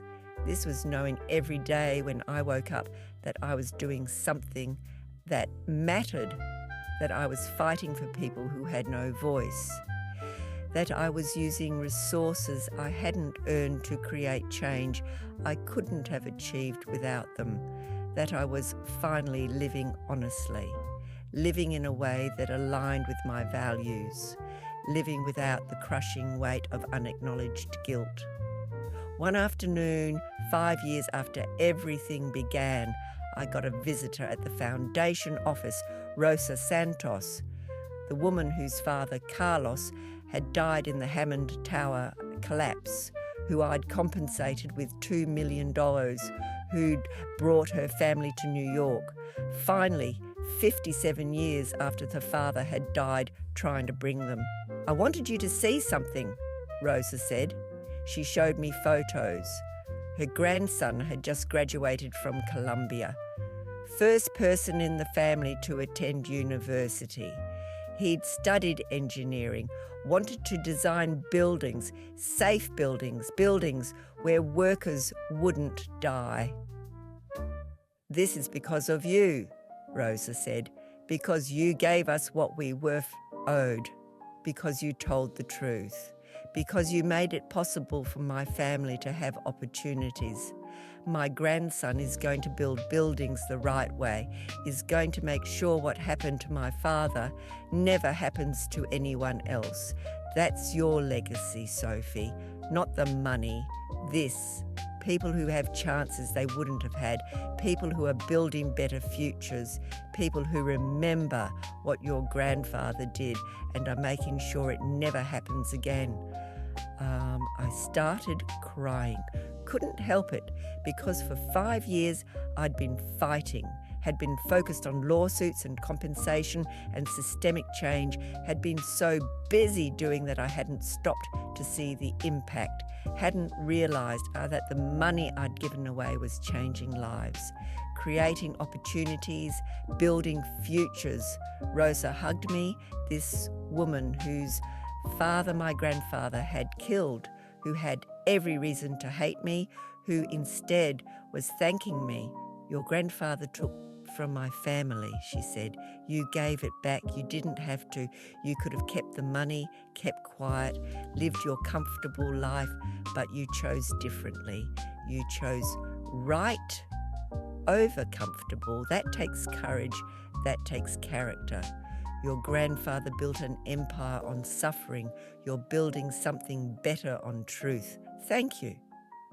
After Rosa left, I sat in my office thinking about legacy, about what we leave behind.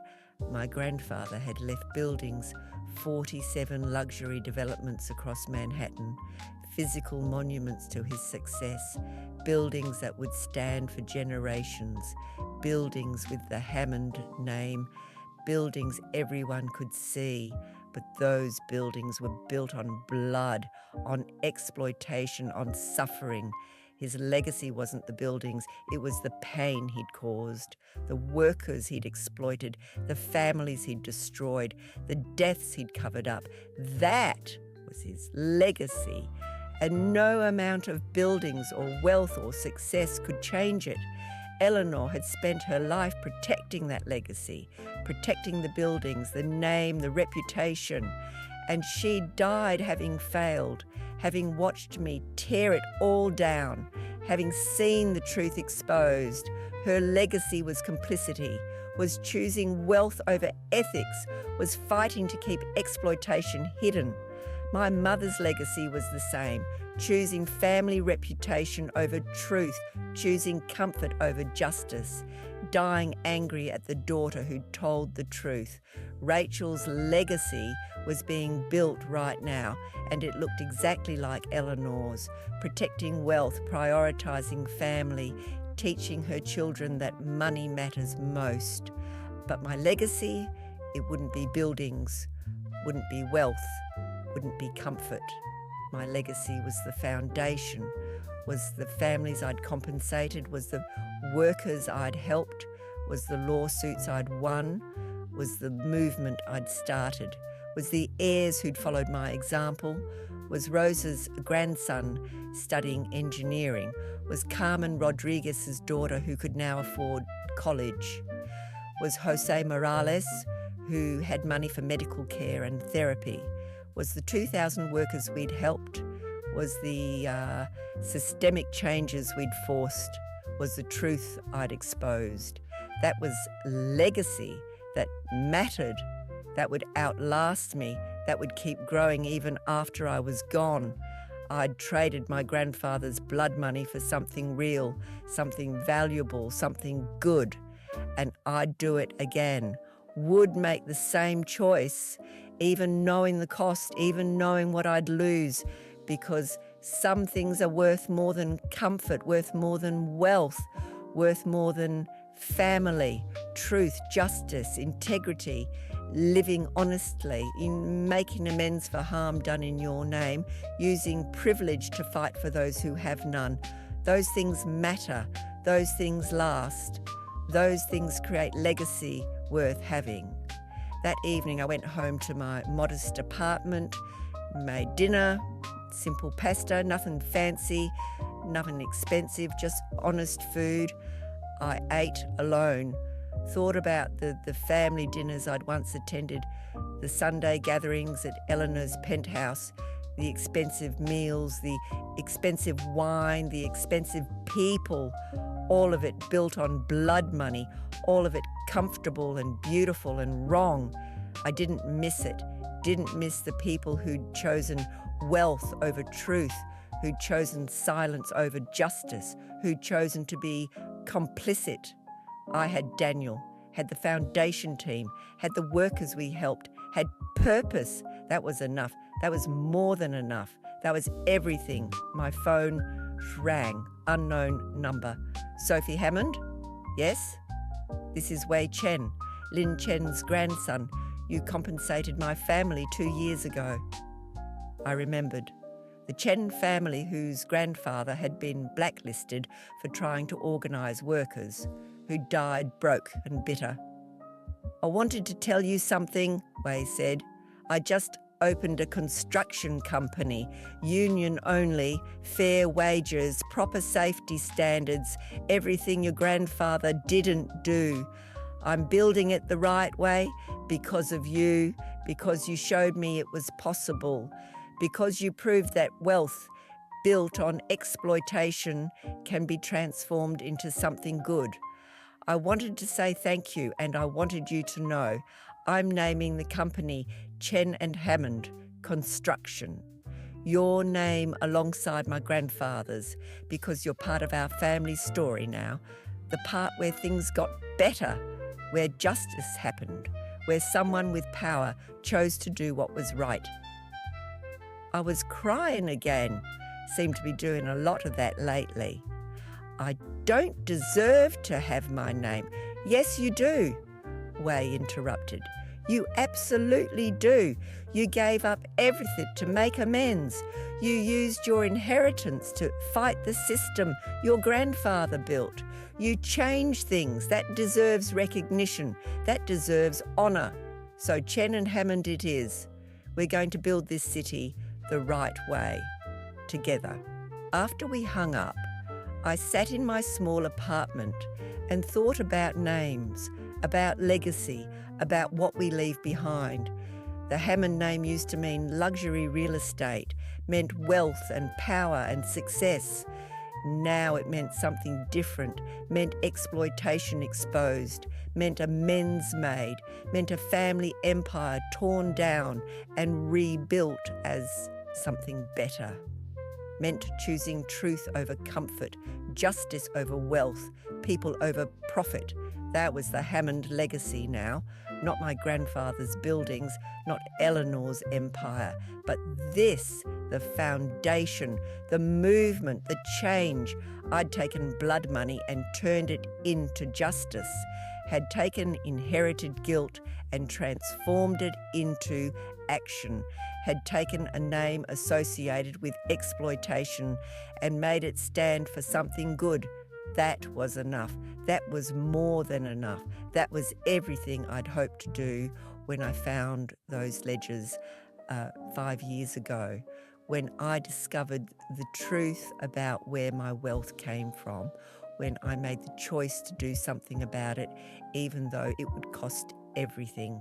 I grabbed my laptop, started writing an email to other heirs, to people who'd inherited wealth and might be questioning where it came from. 5 years ago, I inherited $80 million.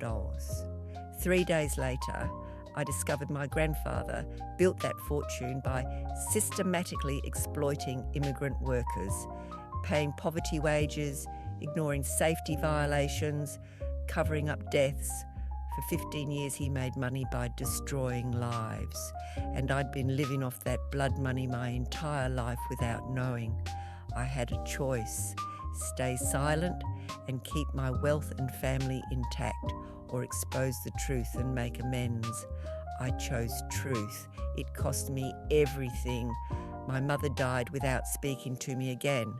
My sister considers me a traitor. My extended family erased me.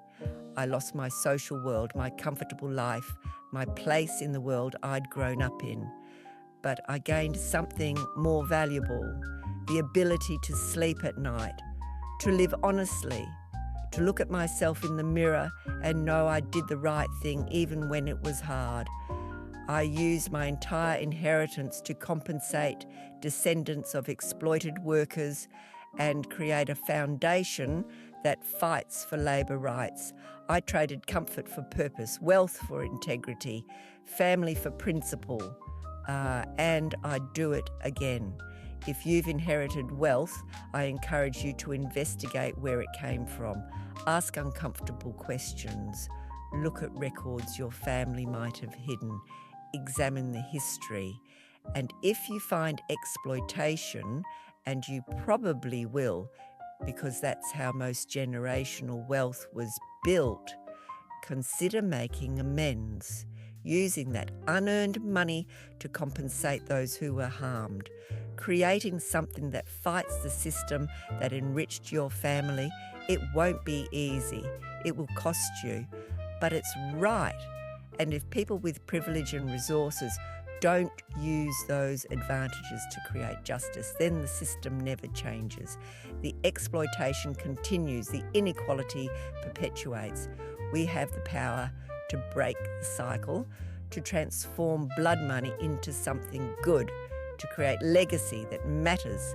I did it. Others are doing it. You can too. Choose truth over comfort. Choose justice over wealth. Choose right over easy. You won't regret it, I promise. Sophie Hammond, Director, the Hammond Foundation. I sent the email to my list, to the 200 plus heirs in the reparative inheritance movement, to journalists who covered wealth and inequality, to activists working on labour rights, to anyone who might listen, might care, might act. Within an hour, I had 50 responses. People thanking me, people sharing their own stories, people saying they'd been inspired to investigate their own family fortunes, people joining the movement. Within a day, the email had been shared thousands of times, had gone viral, had reached people across the country, across the world. Within a week, 30 new heirs had joined reparative inheritance, had committed to investigating and making amends, had chosen truth over comfort. The movement was growing, the change was happening, the system was shifting, slowly, incrementally, but measurably. And it started with a choice. The choice I'd made 5 years ago when I found those ledgers, the choice to care more about truth than comfort, more about justice than wealth, more about people than profit. That choice had cost everything and given me everything that mattered. 6 months later, I received a letter forwarded from my old penthouse address to the foundation office. Expensive stationery, elegant handwriting I recognised immediately. Eleanor's. My grandmother had been dead for 4 years, but somehow I was receiving a letter from her. I opened it with shaking hands. My dearest Sophie, if you're reading this, I'm dead. I've instructed my lawyer to deliver this letter to you 6 months after my death. Long enough that the anger has faded. Long enough that you might be willing to listen. I was wrong about everything, about protecting the family legacy, about keeping silent, about fighting you when you tried to expose the truth. I was wrong. And I've known it for longer than you realise. I've known what Charles did, known about the exploitation, the deaths, the cover-ups, known for 56 years. I helped him do it, managed the books, paid off inspectors, threatened families into silence. I was complicit in everything. And I've lived with that guilt every day since, but I was too afraid to acknowledge it, too afraid of losing what we'd built, too afraid of being exposed, too afraid of consequences.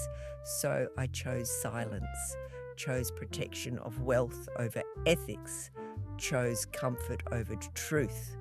And when you found the ledgers, when you started investigating, when you began exposing everything, I panicked, fought you, tried to stop you, because if you succeeded, it meant everything I'd spent my life building would be revealed as a lie, would be exposed as blood money, would be destroyed.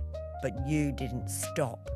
You kept going, even when I fought you, even when the family fought you, even when it cost you everything. You did what I should have done 60 years ago. You told the truth. You made amends. You transformed blood money into something good. I watched you destroy our family empire, watched you give away your inheritance, watched you sacrifice everything comfortable for something right, and I was furious, devastated, betrayed, but I was also proud, so incredibly proud of the woman you'd become, the woman with courage I'd never had, the woman who chose principle over comfort, who chose truth over family, who chose right over easy. You did what I couldn't do, what I was too weak and too afraid to do. You were brave, and I died wishing I'd had your courage, wishing I'd made different choices, wishing I'd been the person you are. I'm sorry, Sophie. Sorry for fighting you. Sorry for choosing wealth over ethics. Sorry for being complicit in exploitation. Sorry for not having the strength to do what you did. Sorry for dying with it without telling you this while I still could. You were right about everything. The exploitation was wrong. The cover-ups were criminal. The wealth was built on suffering, and making amends was necessary. You destroyed our family empire, but you built something better, something that actually matters, something that creates justice instead of perpetuating exploitation. That's legacy. That's what endures. That's what I should have built instead of buildings. I love you, I'm proud of you, and I'm sorry I couldn't tell you while I lived. You chose right over comfortable. That's the hardest thing a person can do, and you did it beautifully. Your grandmother, Eleanor. I read the letter 3 times, cried through all 3 readings. Eleanor had known, had understood, had been proud, even while fighting me, even while dying angry at me. Well, somewhere deep inside, she'd known I was right, known what I was doing mattered, known I'd chosen better than she had. She'd died afraid to say it, afraid to acknowledge it publicly, afraid to admit she'd been wrong. But she'd known, and she'd wanted me to know that she knew it was something. Not forgiveness exactly. Eleanor had still chosen to protect exploitation rather than end it, had still fought me rather than joined me, had still died complicit. But it was something, an acknowledgement, an apology, a posthumous admission that I'd been right. That truth had mattered more than comfort. That justice had mattered more than wealth.